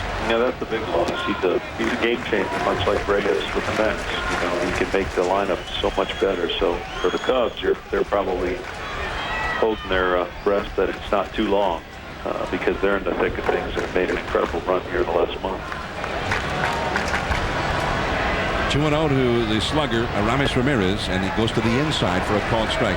So, John, you guys, the Braves were always so workmanlike, so professional, but you also had a swagger. It's like you guys knew you were good and you were going to win. And you made these changes. Now you have some new faces. Do you have that swagger right now? I think we're getting there, but we got to win the games we keep losing in extra innings. We finally did that today. That one's over the head of Milledge in center field, and Derek Lee scores the first run of the night for the Cubs against Tom Glavine. Ramirez with a long double to the deepest part of the park. 6-1, or rather 5-1 Mets. And that's why I was telling you that Ramirez can handle Glavine, and because everything away, he goes back through the middle or to right center. He doesn't try to pull him all the time until he gets it into a fastball situation. This is supposed to be a fastball in. He doesn't get it in. It's pretty much in the middle of the plate and down, but he's still not trying to pull it. He goes right back through the middle with it and hits a line drive over the head of Milledge. Milledge got a pretty good jump on it, but that ball hit right at the base of the 400-foot mark, and it was a line drive. But again, I don't think Glavine matches up really well against a guy like Ramirez because he can't keep him honest enough inside. And there is Tom Glavine's wife, Kris, looking down to the bullpen. They've got some action going now to the Mets. Jorge Sosa, the right-hander, and Pedro Feliciano, the left-hander. And Tom Glavine is up around 94 pitches now. John Smoltz on the phone with us. And John, I mean, Glavine, in these later years of his career, that's getting close to the limit, I would imagine, for him. Yeah, but you still got to take the ball out of his hands. That's what I've always loved about him. He's not going to surrender the ball until you come take it. I tell you what's going to be interesting is relievers in this type of game got a lot of pressure on them. I mean, you got pressure anytime you come in the game, but you want to do your best for a moment like tonight. So it'll be interesting to see how they finish it off. That's a good point. No, I think that's a great point, John, in that, we said they always have pressure, but trying to save a guy's 300, especially after they couldn't save it in his last start. 5-1 the score now as Cliff Floyd takes ball 2 inside. That almost hit him. Floyd has walked and singled to left, and he's always been a tough out for Tom Glavine. He's hitting over 400 against Glavine lifetime. 293 average this year, although not hitting for power. Floyd's always been a big power threat in years past. Ramirez at second. Got the call on the outside there. 2-1 the count. John Smoltz, you're up against the Mets on Wednesday, 7 o'clock. That'll be on ESPN on Wednesday Night Baseball. And we really appreciate you calling in. So if Glavine gets number 300 tonight, would you send him something? You call him? I know you guys are still friendly. Yeah, it's going to have to be after the year. It's going to be something special after the year since, we're competing now. I mean, I'm rooting for them, but we're still competing. So I'll wait till after the season, Phil. All right, glad to hear it. John Smoltz, many thanks. All right, thanks, guys. Have a good one. All right, thanks, John. It's John Smoltz, who had an event tonight, a fundraising event. Nonetheless, took the time to call us on what could be a very special night for his old teammate, Tom Glavine. I appreciate it. And the curveball. He struck him out with the hook. So Glavine has gone 6, allowing 1 run. And as he walks off the field, the fans at Wrigley Field, Chicago, with a standing ovation, knowing that this might be the last they'll see of Glavine on this night. It is 5-1.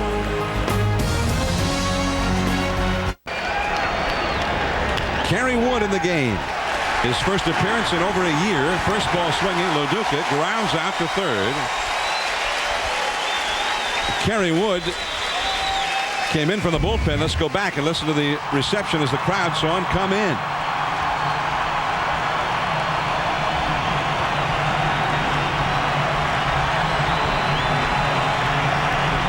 I very optimistically gave the Cubs fans credit for saluting Tom Glavine, who may be leaving the ball game now, but I think, Joe, Kerry Wood is actually the answer to that question. Who were they cheering for? Yeah, it was Kerry Wood because he ran right in from the bullpen right to the mound, and they saw him coming. But if I'm Tom's mom and dad and his wife and children, the story's going to be about how the great fans at Wrigley gave a standing ovation to Tom Glavine. I actually think when he left the mound on the night that he may well win his 300th game. I think Tom is finished for the evening. But he is on deck, though. Yeah, they got action in their bullpen. Yeah. Kerry Wood, who has had so many injury problems, but who also, teaming with Mark Pryor in their rotation, almost helped get them to the World Series in 2003. There's Guillermo Mota warming up in the Mets bullpen. And camera flashes go off all around Wrigley with each pitch thrown by Kerry Wood. Cubs fans want to get memories of Kerry Wood's return. And he looks a lot more slender, Joe, than I remember the last time we saw him, which was in a big league game, was 14 months ago. Everybody giving chase. This one reaches back into the stands. Look at the camera flashes that go off at Wrigley Field with the pitch.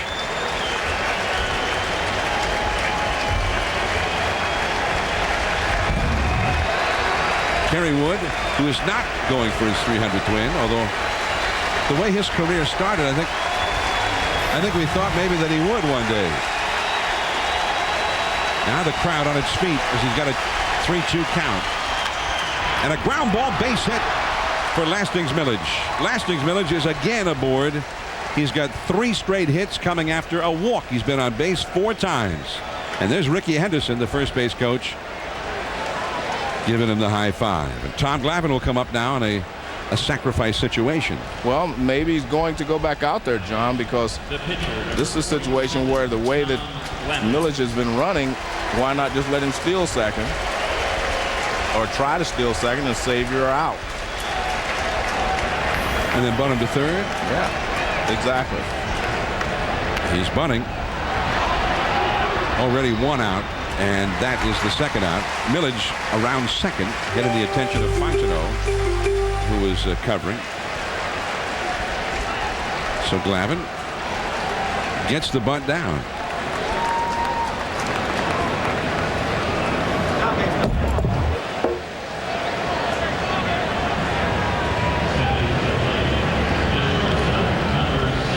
Good job by Glavine to deaden the ball down the third base line and get Milledge over to second base. So now 2 down. And whether or not that is the last thing we see Glavine do remains to be seen. But the bullpen is still working. Guillermo Mota, the right-hander, warming up. And there's that famous hook from Kerry Wood, and it's 0-1 to Jose Reyes. Mota heating up in the right field bullpen. Tom Glavine has thrown 99 pitches in his 6 innings, allowing 1 run and 5 hits. The Mets are leading 5-1, and they've been putting runs with regularity on the board, playing a lot of little ball, inside baseball, stealing bases, hitting behind the runners. Reyes led a double steal in that 2-run 6th inning. Inside, 95 miles an hour from Kerry Wood.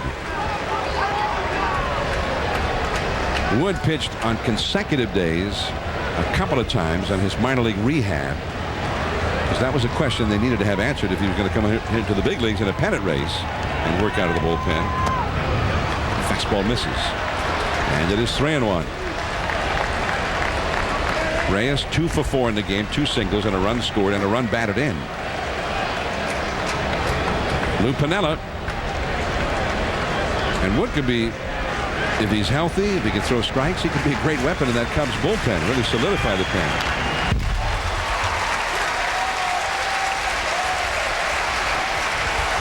Tom Glavine, much more chatty, much more sociable. Talking to Rick Peterson, the pitching coach. So I think that game face has evaporated, Joe.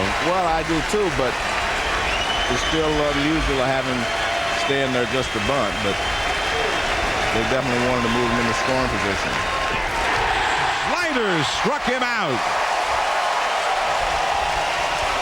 And they go into the 7th inning stretch at Wrigley Field with another standing ovation for Kerry Wood. He on the north side. Look at that pitch. Nasty. 5-1 Mets. Tom Glavine is still in there, just as you surmised, Joe. Ball 1 down and away. I've been doing my best to get Glavine out of the game. Yeah, but I just didn't think you'd leave him in there to bunt. Nice lunging grab by Wright, and he throws out Mark DeRosa. DeRosa is now 0 for 3 against Tom Glavine. A 2-pitch out. He's thrown 101 pitches. His wife, Kris, and the kids. Right down by the Mets dugout on the first base side. His mom, Mildred. His dad, Fred, also here tonight. Here is Angel Pagan, and that is too low for ball 1. I had Glavine. I had them giving him a standing ovation after 6 innings, figuring that he was leaving. Well, that was for Kerry Wood, as it turned out. Trick, because he's coming from the other side of the field. That's a fair ball, and it hit the foul line. And Pagan into second with a double. Moises Alou returns it.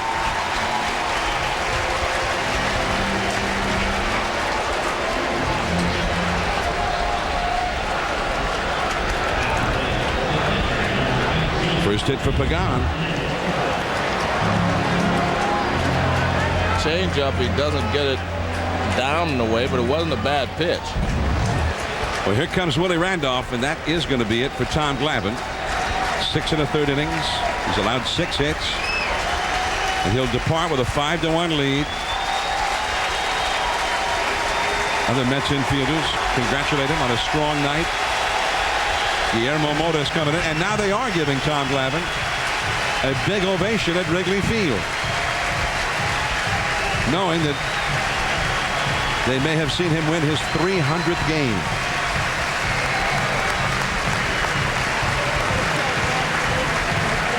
The great fans of Wrigley Field, they appreciate the game.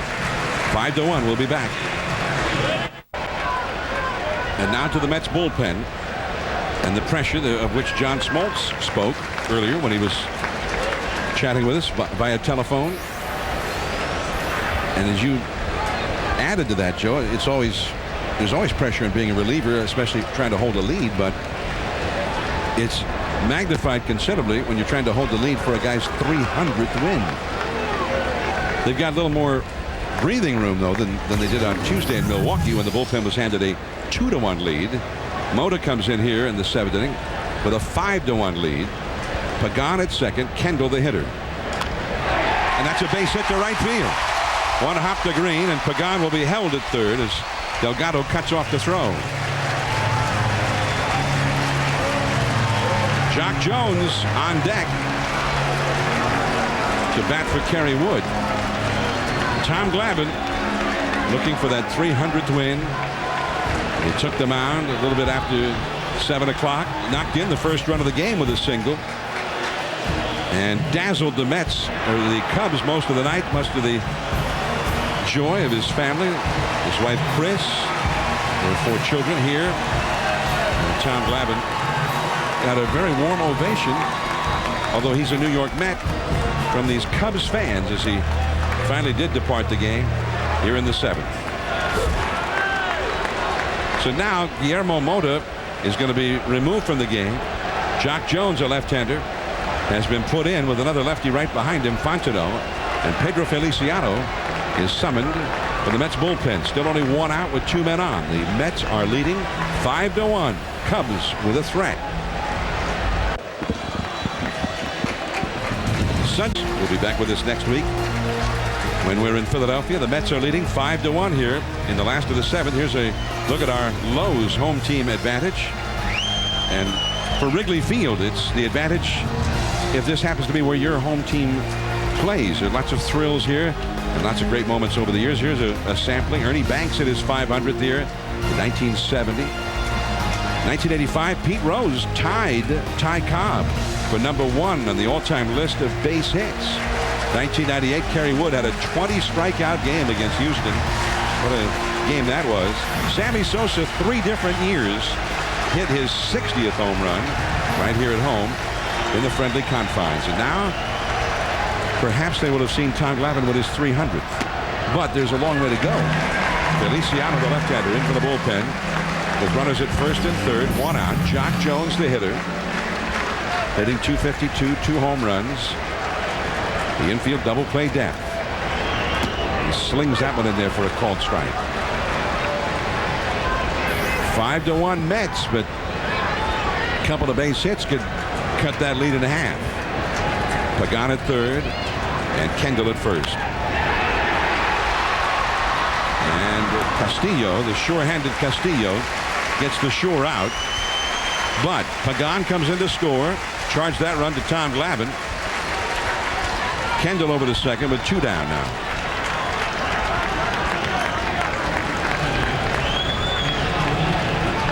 So there's Kendall in scoring position. And tension with the Glavine family. They were all there Tuesday in Milwaukee. And the 2-1 lead with which Glavine left the game lasted until the 8th inning, and when the Brewers tied, and eventually they won the game in extra innings. And there's strike 1 to Fontenot. Now Fontenot's up rather than Alfonso Soriano, because Soriano suffered a right quad strain trying to go from first to third in the 3rd inning, had to leave the game. Will Ullman, a left-hander you saw up in the Cubs bullpen. Aaron Heilman is up in the Mets bullpen, a right-hander. And that's off the outside. With 3 right-handed hitters in a row coming up next. There's Heilman, the right-hander, in the Mets pen.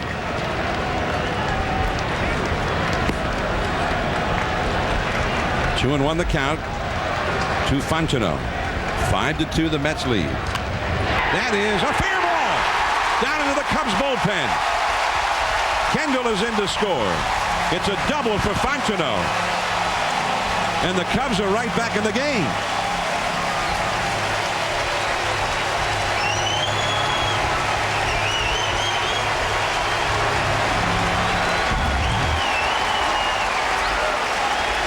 Fastball inside, and he just fights it off down the left field line.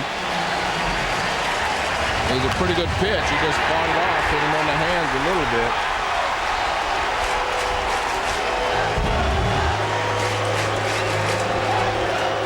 Willie Randolph out to the mound again. The bullpen has faced 3 hitters and allowed 2 hits so far. Aaron Heilman comes in. Terrio the hitter. Derek Lee right behind him. It is now 5-3. Wrigley Field. And Cubs fans trying to inspire a comeback. If they can win this ball game, not only will they deprive Tom Glavine of his 300th victory, but they would move back by percentage points into first place ahead of Milwaukee in the Central Division. Aaron Heilman, and Terrio fouls one. Ryan Terrio 1 for 3 in the game. With 1 out, Angel Pagan hit a double, and that was all for Tom Glavine, who had thrown 103 pitches. Mota came in. He gave up a single to Jason Kendall, the only man he faced. And then Feliciano came in. He got an infield out from Jock Jones on a run scored. Then Fontenot doubled home a run. He's at second. It is 5-3 Mets. Derek Lee on deck. Along the right field line. Sean Green goes over, but this one will reach back into the crowd. 0-2. On Tuesday night, Glavine left in the 7th inning at Miller Park on that base hit. It was a 2-1 lead with which he left and got a nice ovation from the crowd. But in the 8th inning, Mota, with 2 men on, gave up this shot down the left field line by Milwaukee's Bill Hall. And it was probably fortunate for the Mets that the ball bounced over the wall, but a run scored to tie the game. And Glavine no longer could win number 300. He left tonight with a 5-1 lead. Now it's 5-3. Still in the 7th. There's Lastings Milledge. And the inning is over. The powerful Derek Lee stranded on deck. But the Cubs are right back in it. It's 5-3. Castillo, David Wright, Carlos Delgado coming up. Here come the Mets into the 8th inning. Will Oman, the left-hander, on to pitch, and a bunt attempt by Castillo, but he fouls it back to the screen. And Luis Castillo, who was not doing a whole lot with the bat in his first 5 games as a Met, tonight is doing a lot. 3 hits, 4 at-bats.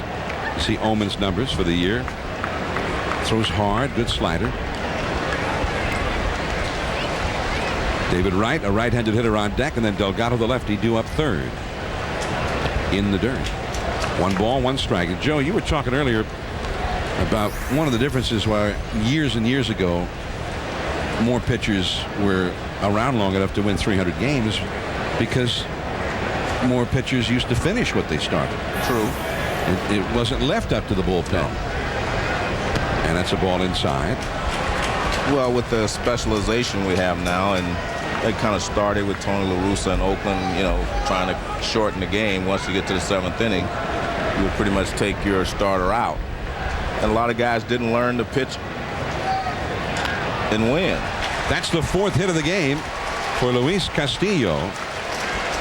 He's 4 for 5. Michael Wirtz, the right-hander you saw warming up in the bullpen.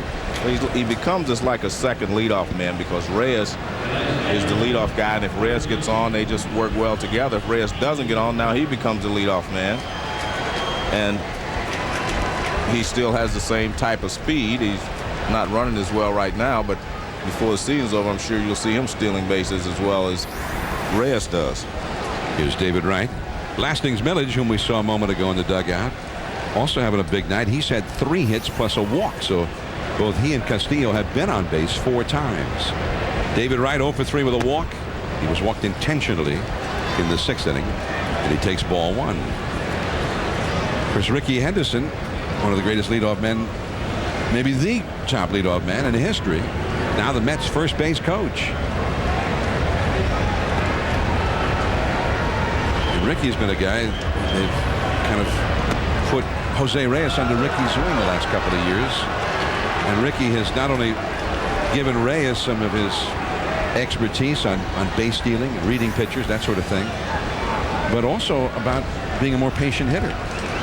And it really has paid off. Well, Ricky Henderson, in my opinion, is the best leadoff hitter I've ever seen anyway.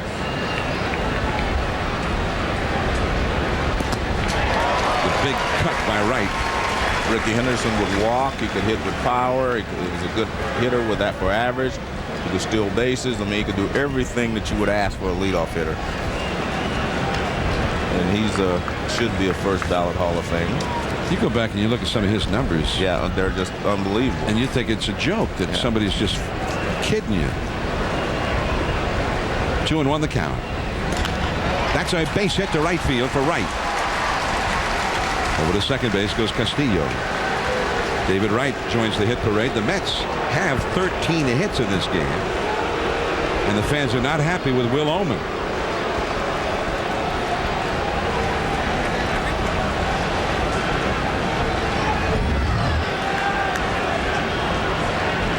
Fastball inside, but he was going the other way. See inside outs at the right field. He's trying to take advantage of the hole on the right side if he hit it on the ground. So now Delgado, and there's nobody out with 2 men on. So the Mets, who had their 5-1 lead cut in half, are going after those runs again. Delgado has walked, grounded out, doubled home a run, and brought in a run with a ground out. The runners are going, or one runner was going anyway. It's a steal of third by Castillo.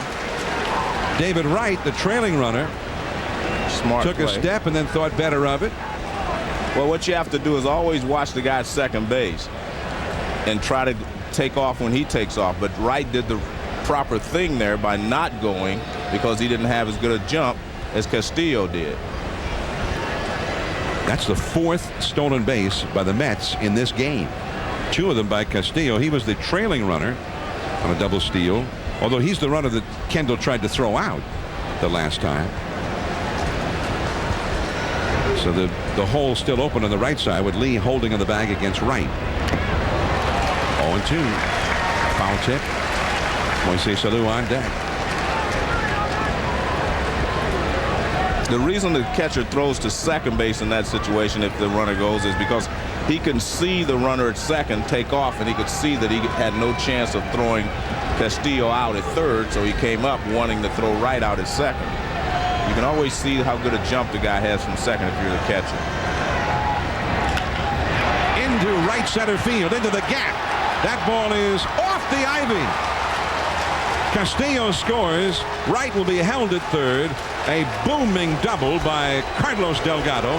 His third RBI of the night. 6-3 Mets.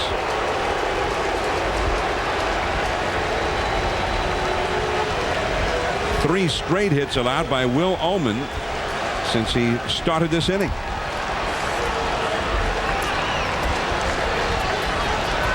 Well, we've seen the Mets forcing the action, stealing bases. Now we see some of that power shown. Well, Delgado's been swinging the bat well on low pitches that I've watched in the last couple of weeks. That's a low pitch. He reaches out and rakes it in the gap. He almost hits it out. It hits off the wall in the fly. Tom Glavine's wife, Kris, leading the cheering from the Mets section down there, or the Glavine section. And the Mets fans still looking for 300. Lou Piniella went out to the mound, and he barely got to the mound and made a gesture with his right hand to turn around and walk back. Well, I think what he was trying to say is, all right, we're going to walk Lou, yeah, and then we're going to go ahead and pitch to Shawn Green. I guess Lou may have been a little angry at what was going on and didn't look at the lineup. And then when he got out there, he realized that the next hitter was a left-handed hitter, Shawn Green. They're walking Alou.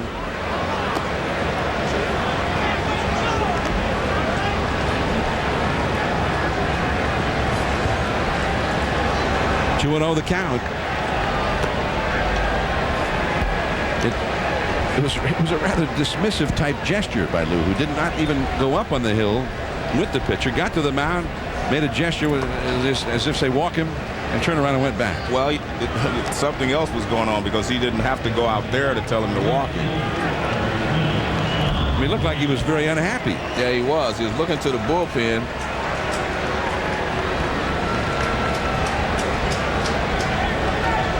But I have no idea. You don't have to walk to the mound to tell him to put him on.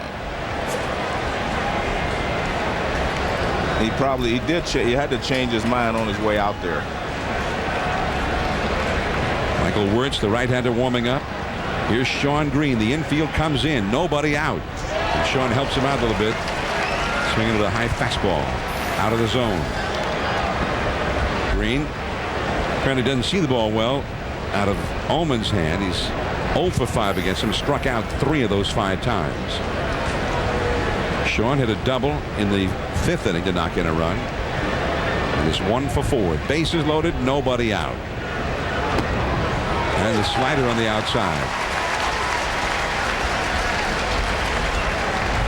6-3 Mets, and they're threatening to bust it wide open.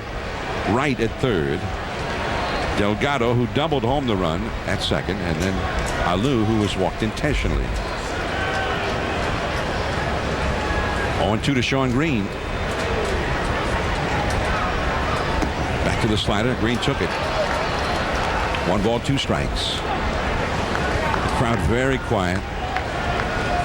And the Cubs, any chance the Cubs have it coming back may well be determined here as to how many more they're able to get out of this situation, well, if any. That's why they're playing the infield in. They know they can't fall any further behind. 1-2. Green fighting that one off. Loduca, a right-handed hitter, is on deck.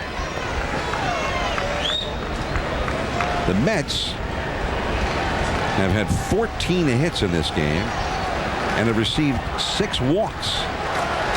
They've stolen 4 bases. Cubs have thrown a wild pitch.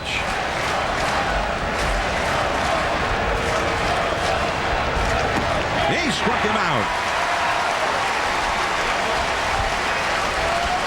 Now you'll see him come out. Piniella Signal into the bullpen from Michael Wirtz, the right-hander. The bases are still loaded. Now a double play grounder would end the inning with nobody else scoring. So big moments coming up, and we'll be right back. Fans show the world what a real fan looks like. Reenact an immortal postseason moment, and you could win a trip to the World Series. Just go to October.com for your chance to win.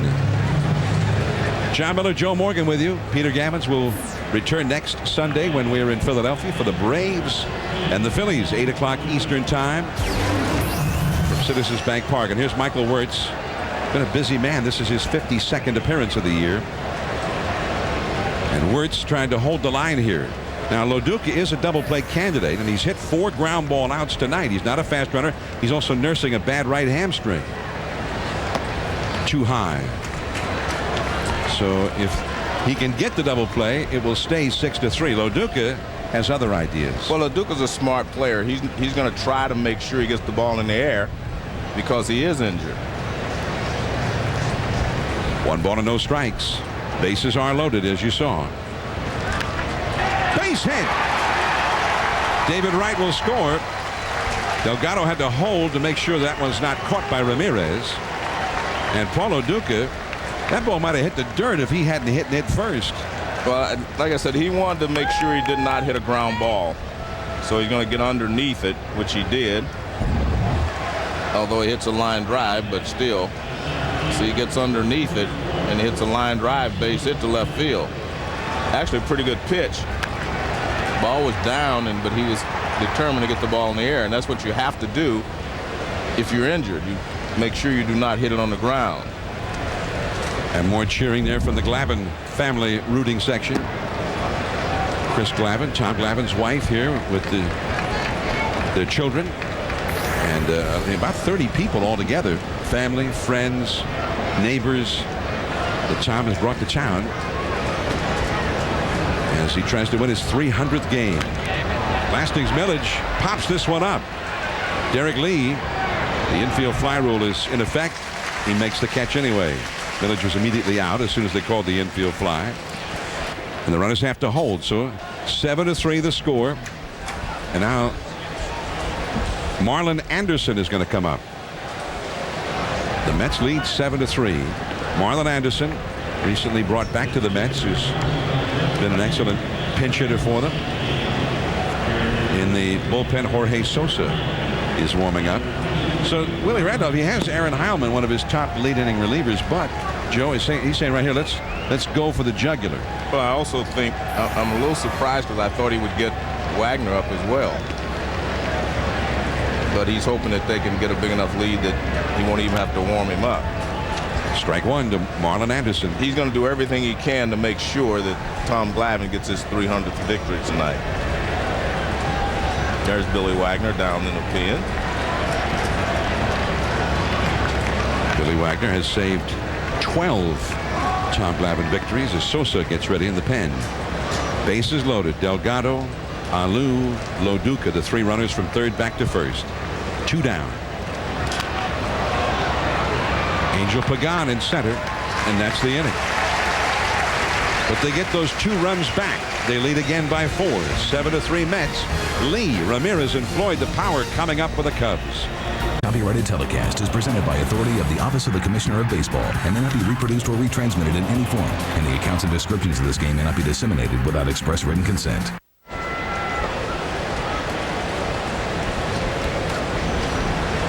Coming up tomorrow, a doubleheader starting on ESPN at 7 o'clock Eastern, 6 Central, as the San Diego Padres take on the St. Louis Cardinals. Then at 10 Eastern, 9 Central on ESPN2, Barry Bonds and the Giants will be hosting the Washington Nationals. Bond, having tied Henry Aaron yesterday, will be looking for the record back home where he was hoping to hit it all along, and taking on young John Lannon. Luis Castillo, as you saw right there, being helped out of the Mets dugout.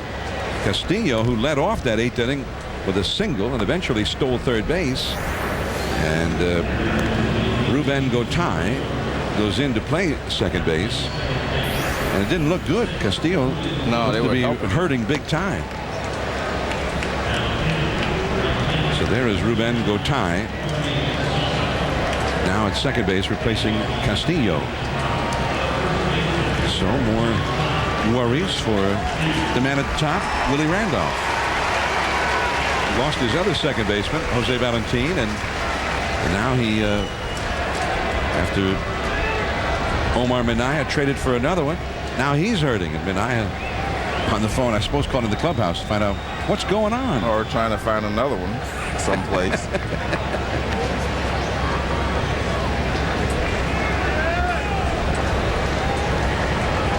Here is Derek Lee, the power coming up for the Cubs. Lee, first ball swinging. Reyes from shallow left field slip and still throws him out. Man, that's what you call great arm strength there, because he lost his rhythm and he still had a strong enough arm that he could make the throw, although he's testing his leg out there. He takes this ball deep in the hole. He's going to set himself, then he slides. He slips on his right leg. Now he just straightens up and fires with nothing but arm strength, and he's still able to get Derek Lee. The crowd did not like the call, but he clearly did get him. Well, they got a call yesterday where they called him safe in a similar situation. They called Tirios safe yesterday. Now Aramis Ramirez, and a fastball in there at 95 miles an hour from Sosa. Strike one. Last of the 8th inning, 7-3. The Mets are leading, and the Mets bullpen needs to get 5 outs more for Tom Glavine to record his 300th career victory. Reyes, a high hop, has to hurry. He got it. So 2 plays of great difficulty, and a different style, but he handled them both beautifully. As we see Sosa's numbers for the year, been used as both a starter and a reliever. I'm John Miller with Joe Morgan. Sunday Night Baseball from Wrigley Field, Chicago. You got the Cubs, who with a win will move into first place in the Central by percentage points over Milwaukee. The Mets, who need a win to maintain their advantage over both Atlanta and the Phillies. Both teams won earlier today. And the big story, Tom Glavine, the veteran lefty, with a win will have 300 victories. He'll be only the 23rd ever to reach 300, and maybe the last one. Well, the only one we think that may have a good shot is Randy Johnson, if he's healthy enough. Because if he's healthy, he can win 16 more ball games. He's going to go back surgery now, and he's also 44 years old. A pop-up by Cliff Floyd, foul, and back out of play. Floyd has walked, singled, and struck out. Tom Glavine went 6 1/3. He allowed 2 runs and 6 hits. There's Ryan Dempster getting ready in the Cubs bullpen. Ordinarily their closer. Billy Wagner, the Mets closer. No need for him so far tonight. And Sosa's doing a great job here going through the big sluggers in the Cubs batting order in the 8th inning. And he's had a good strategy, Joe. Yeah. He's made him hit the ball to Reyes. That's very good strategy.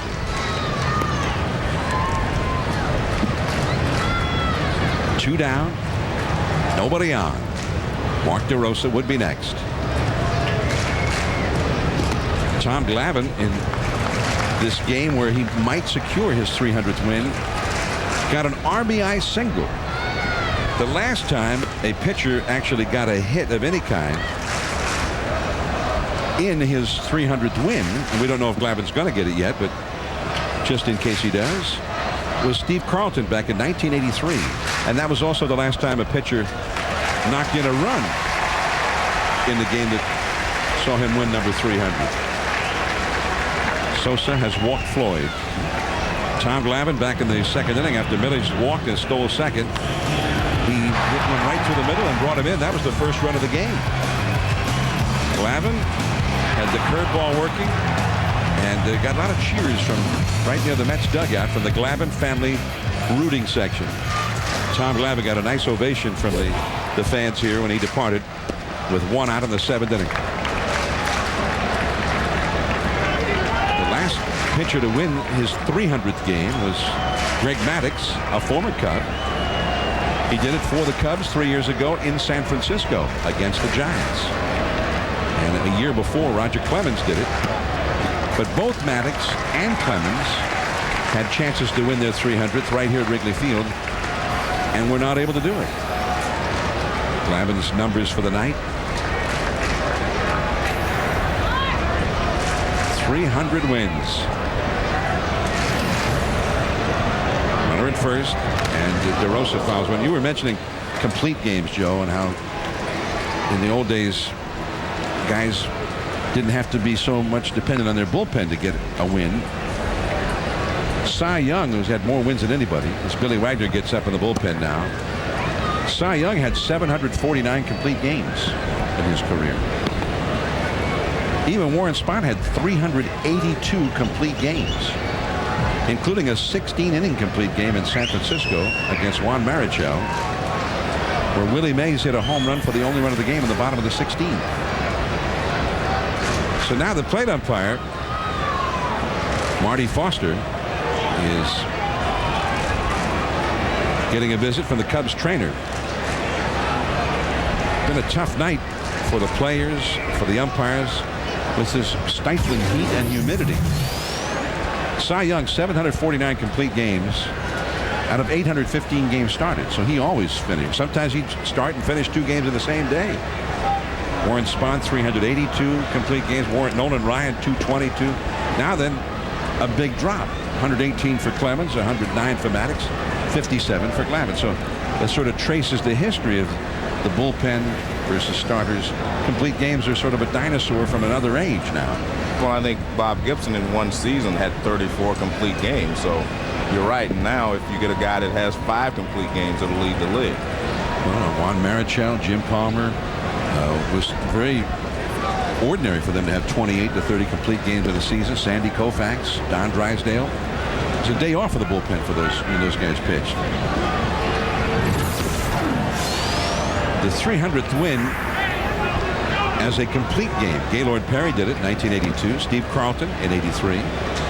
Tom Seaver finished his 300th win in 1985. Phil Niekro not only finished it, he had a shutout. And Don Sutton had a complete game for the Angels against Texas in 1986. Tim McClellan talking to the plate umpire Marty Foster, and Foster trying to find out if he can continue this game. Got him right on the mask.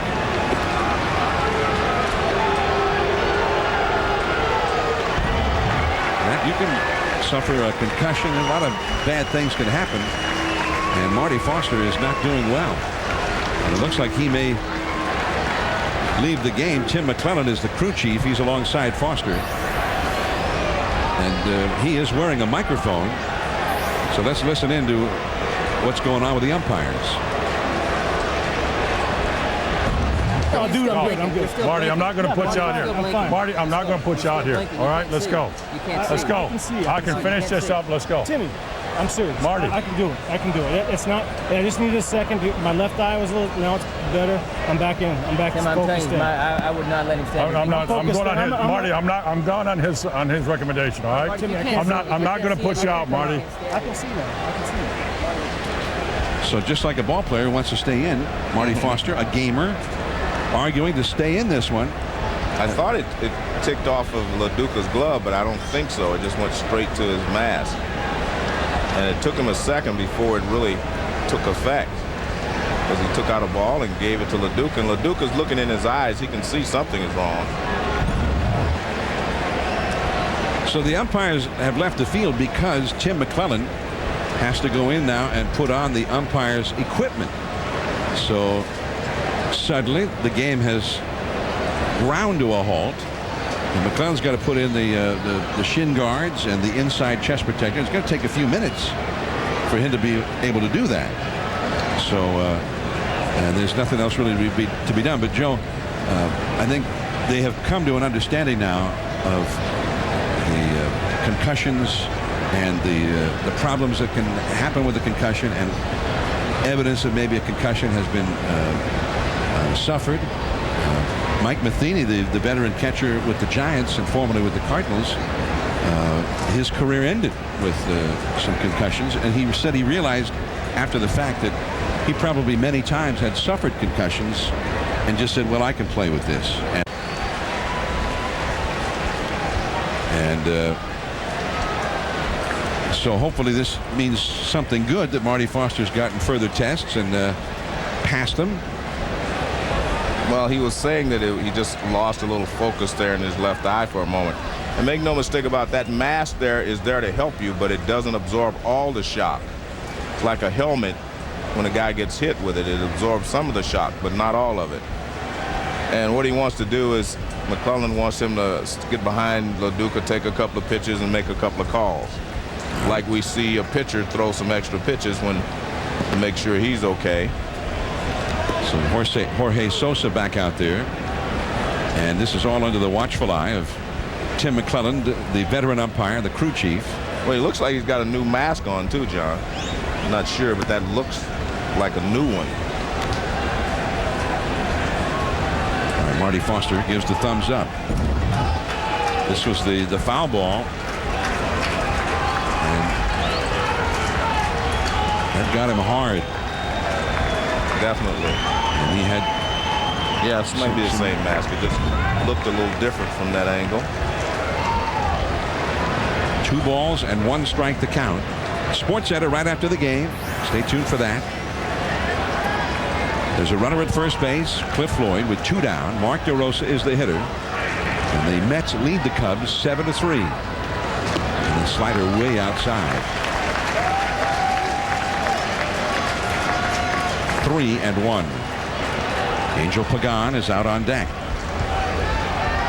Jorge Sosa been used as both a starter and a reliever. And he helped them a lot as a starter. Shallow left center field. There is Milledge. And the inning is over. And now on to the 9th. The Mets bullpen needs 3 outs more to secure Tom Glavine's 300th victory.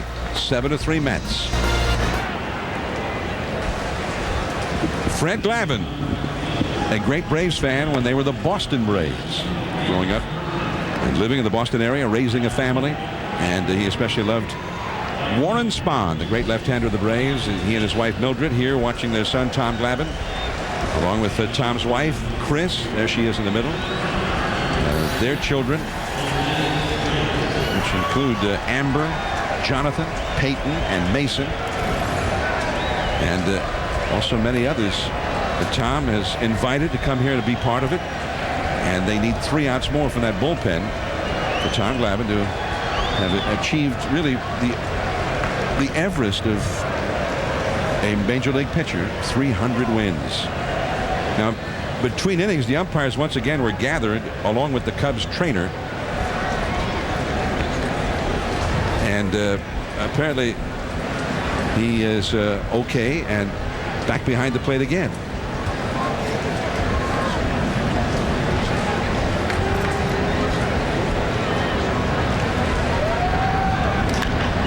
Ryan Dempster into pitch, and Jose Reyes blasts one to center, and it's up against the ivy. Pagan could not handle it. Now Reyes streaking around the bases. He'll stop at third with a triple. Reyes' 11th triple of the year. Some people said triple's the most exciting play in the game, but not when Reyes hits it, because it's almost automatic when the ball gets past the outfielder. There's not a play at third when he hits it over their heads. He was taking 4 bases, I think. Yeah, a lot of times there's a play on the guy for a triple, but when he hits it, he just strolls into third base. Here is Ruben Gotay, and the infield comes in. It's a double switch, by the way, by the Cubs as Ryan Dempster throws ball 1 inside. Matt Merton also has come into the game in right field. And he is in the 9th spot of the order. DeRosa is out after making the final out of the 8th inning. And ball 2. Now, Dempster, Lou Piniella told me he was almost surely not going to be the closer tonight. Well, he's not. This is not the closer spot. Yeah, because he's been lit up by the Mets a couple of times this year, including Friday. Well, I think he's trying to let him get some confidence in case, the next time he comes up, he's still going to use him as his closer. There's Matt Merton now in right field.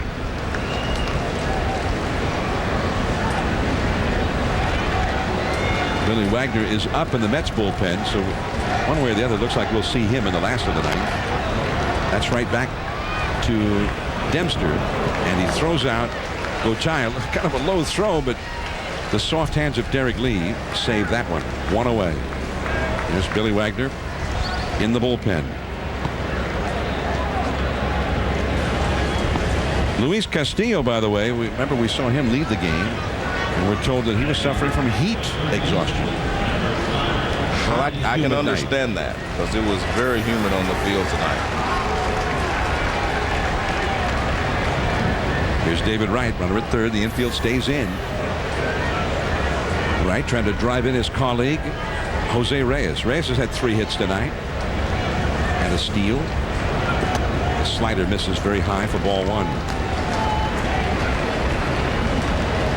The Cubs in their half of the ninth inning will be scheduled to have Angel Pagan, Jason Kendall, and Matt Merton up, perhaps against Billy Wagner. Well, I think Billy Wagner will come in if they don't blow the game open, because as I said, I don't think Willie's going to let anything.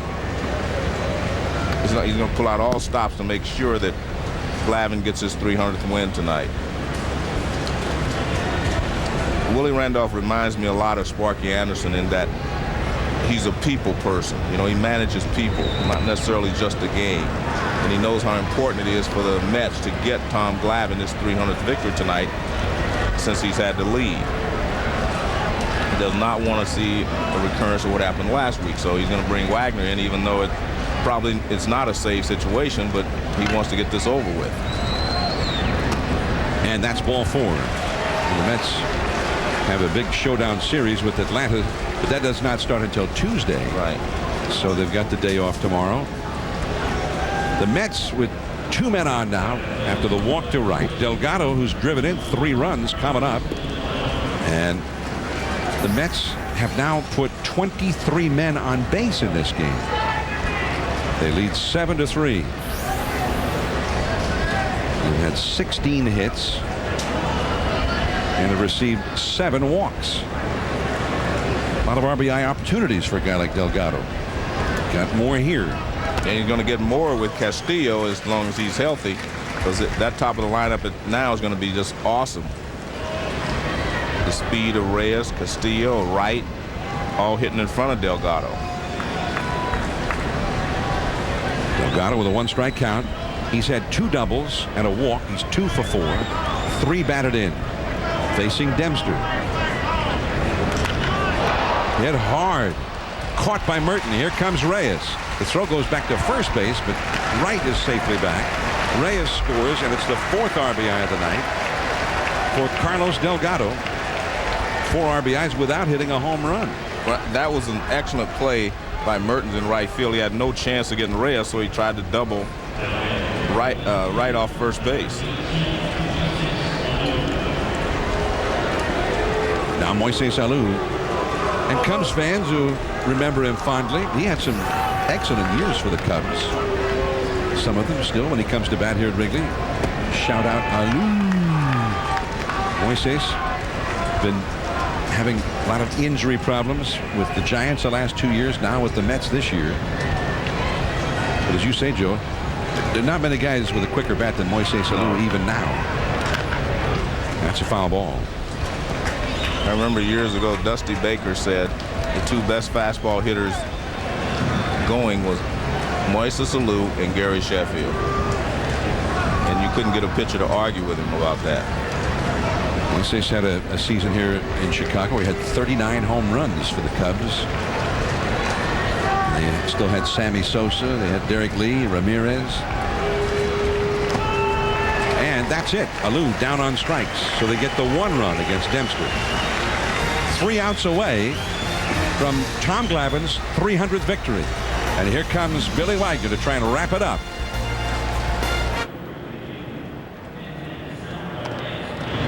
Sunday Night Baseball from Chicago. It is 8-3. The Mets are on top here. And Tom Glavine with his wife Kris, the kids, his mom and dad, family, friends, his brothers, his sister. And Tom Glavine talked about the family and how much he wanted to have them here for this special, memorable night.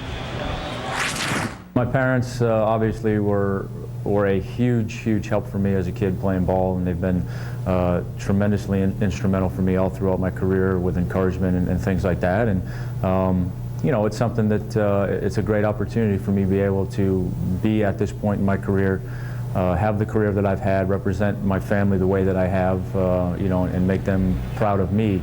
And to have the opportunity to win 300 games at this level and do it in front of your mom and dad, it's a pretty special feeling. I don't know exactly what it's going to feel like, assuming I finally get there, but I can tell you that the opportunity so far has been fun.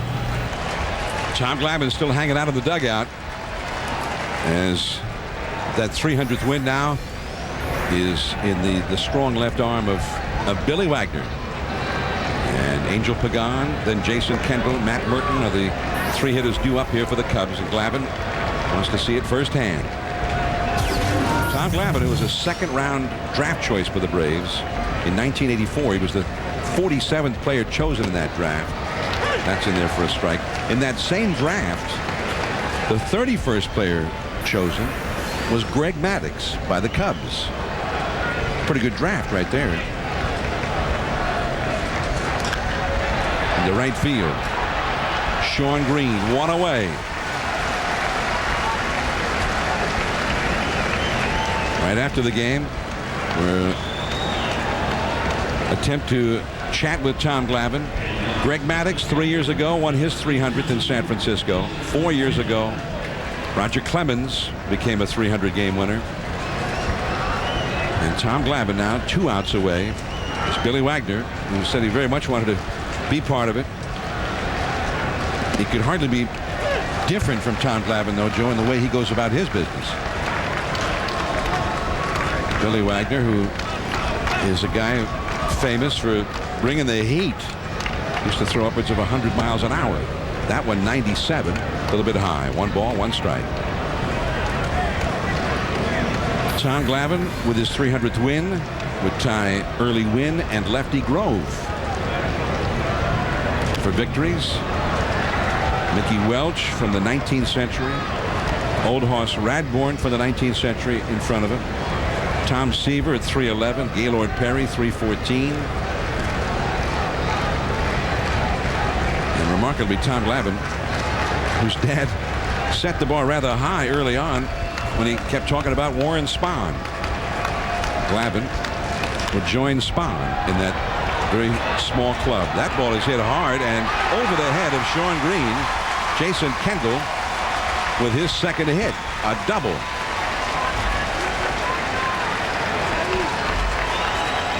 What's more, it's even a smaller list of left-handers who've won 300 games in Major League history. Spahn is number 1. Then lefty Steve Carlton, Eddie Plank from the old Athletics in the early 20th century. Lefty Grove, who once went 31-4 in the midst of a real hitter's era. And now Tom Glavine, about to become the 5th left-hander in history to win 300. But it's not over yet. Matt Merton, the hitter, and a foul off to the right. And Joe, you played against a lot of those guys on that 300 game list. Yeah, Steve called. Played against Warren Spahn. My rookie year he was right at the end of his career. And of course Roger Clemens. So you played against Roger Clemens right about the time he was a rookie. He was a rookie, and I was in my I guess it was my final year. And I think so, 1984. Yeah. Tom Glavine, who broke in 87, and he lost his first game. There was no evidence of the greatness to come in that first game against Houston. He got knocked out in the 4th inning, gave up 6 runs and 10 hits. The next game against Barry Bonds and the Pittsburgh Pirates, though, that was his first win. And Tom Glavine, and we showed a little bit earlier, Barry Bonds was the first hitter he faced in that game in his first win, and he drilled him. I don't know if it probably just unintentional. Burton fouls one back. 1 ball, 2 strikes. Well, Warren Spahn threw a little harder you know, in the prime of his career than Glavine, but toward the end, he was very similar to Glavine. Moved the ball around, had a great changeup, and he had a great overhand curveball. He had a classic motion, too, big leg kick. Yeah. One spot. And he pitched one of the greatest pitchers duels of all time, that 16-inning 1-0 game against Juan Marichal. Strike 3 called to Merton. 2 down.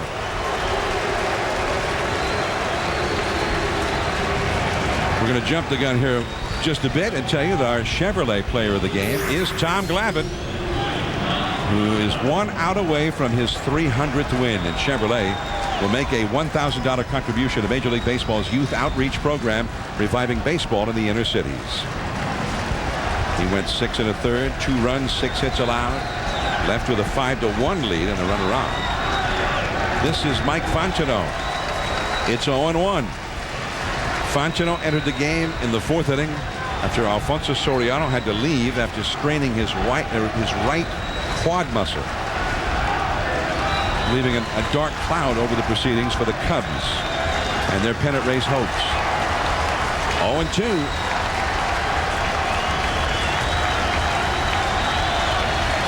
And now the fans at Wrigley, who've not had a whole lot to cheer about with the Cubbies, they join the Glavine family on their feet here. And the slider fouled away. Well, they appreciate good baseball. They appreciate great players here in Chicago. Well, they know the Cubs have no chance tonight, so pull for the good guy. Christine Glavine, Tom's wife, and his dad right behind her, Fred Glavine. 0-2. Just off the outside. Looks like Marty Foster thought about calling that one for just a moment.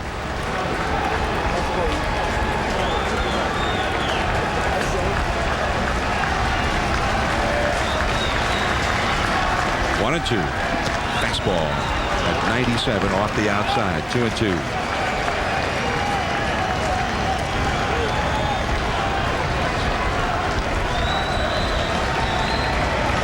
Glavine does not betray his emotions in public. 2-2. This should do it. Go tie. And that's 300 wins for Tom Glavine, the 23rd player in the history to do it. Only time will tell if he's the last to do it. But the night is his at Wrigley Field, Chicago. The Glavine family cheers the achievement, and what a great achievement it was. And Cubs fans are up cheering it as well. Well, I go back to something that John Smoltz said. He said he gives himself a chance to win every game, so that's how he was able to get to 300. He didn't overpower hitters. He just stayed in the ball game, not only as a pitcher, but as a hitter and a guy that could, stay in the game late when it was a tie ball game, bunt guys over. He was able to do everything that it takes to stay in the ball game. Durability and consistency. That's what Tom Glavine's all about. Billy Wagner just handed him the ball. The ball for the final out of the 300th win as a memento of a special occasion. On the scoreboard at Wrigley Field, the Cubs have offered congratulations. Tom Glavine, 300 game winner. Willie Randolph with a hug for Tom Glavine.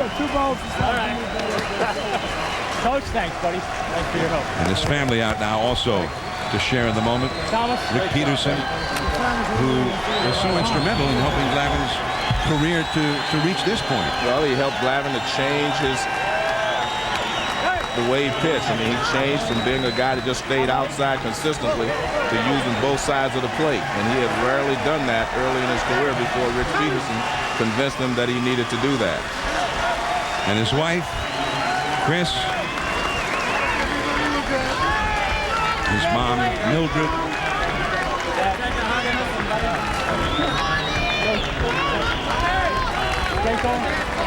his dad, Fred, and the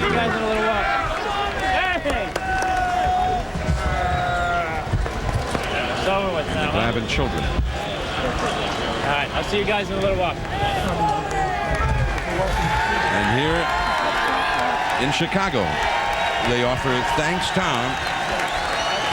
A great career. One of the greatest the game has ever seen. It's going to happen. It has happened. Tom Glavine has won his 300th career game. Glavine getting some help from the fellows behind him. Ryan Theriot hits one to center. Alfonso Soriano rounding second, pulls up lame, hops into third. Soriano had to be helped off the field. Diagnosis, right quad strain. On to the fourth. Here's Glavine back at it, protecting that 1-0 lead with nobody on. There's Derek Lee to ground out to short. That's the first out. Next batter in the bottom of the fourth, Aramis Ramirez skies one to shallow right. Luis Castillo had himself a ball game. Tough wins, makes the catch. And then 2 batters later, Mark DeRosa is going to fly out to fairly deep right. 7-pitch inning for Glavine. He's on fire. Try to cool him down. Top of the fifth, one on for Carlos Delgado. Rips a double to right. Castillo, newly acquired, he's got the wheels, scores from second, and another run in support of Glavine. It's 2-0 Mets. Here's Glavine at the bottom of the sixth. Gets his former teammate, Cliff Floyd. That's not exactly right there. Here's Cliff Floyd striking out there, and Glavine walks off to a standing ovation in the seventh. If you thought Glavine was done, what do you think of Kerry Wood? He's not done either. First appearance in 14 months. Wood strikes out Jose Reyes to end it. Fans at Wrigley have something to cheer about for their own guys. After giving up a single, Willie Randolph removed Glavine from the game. He must sit and wait. Waiting is the hardest part. Mike Fontenot slices one down the left field line off Pedro Feliciano. Jason Kendall scores. It's an RBI double. And Glavine, where's that towel when I need it? Still in the seventh. Aaron Heilman now gets Ryan Theriot, who is representing the tying run, to fly out to center to end it. And Glavine, never a doubt in his mind. The ball game would come to an end 8-3. Tom Terrific for Met fans, usually reserved for Tom Seaver. But on this night, on loan, Tom Glavine was Tom Terrific. 23rd member.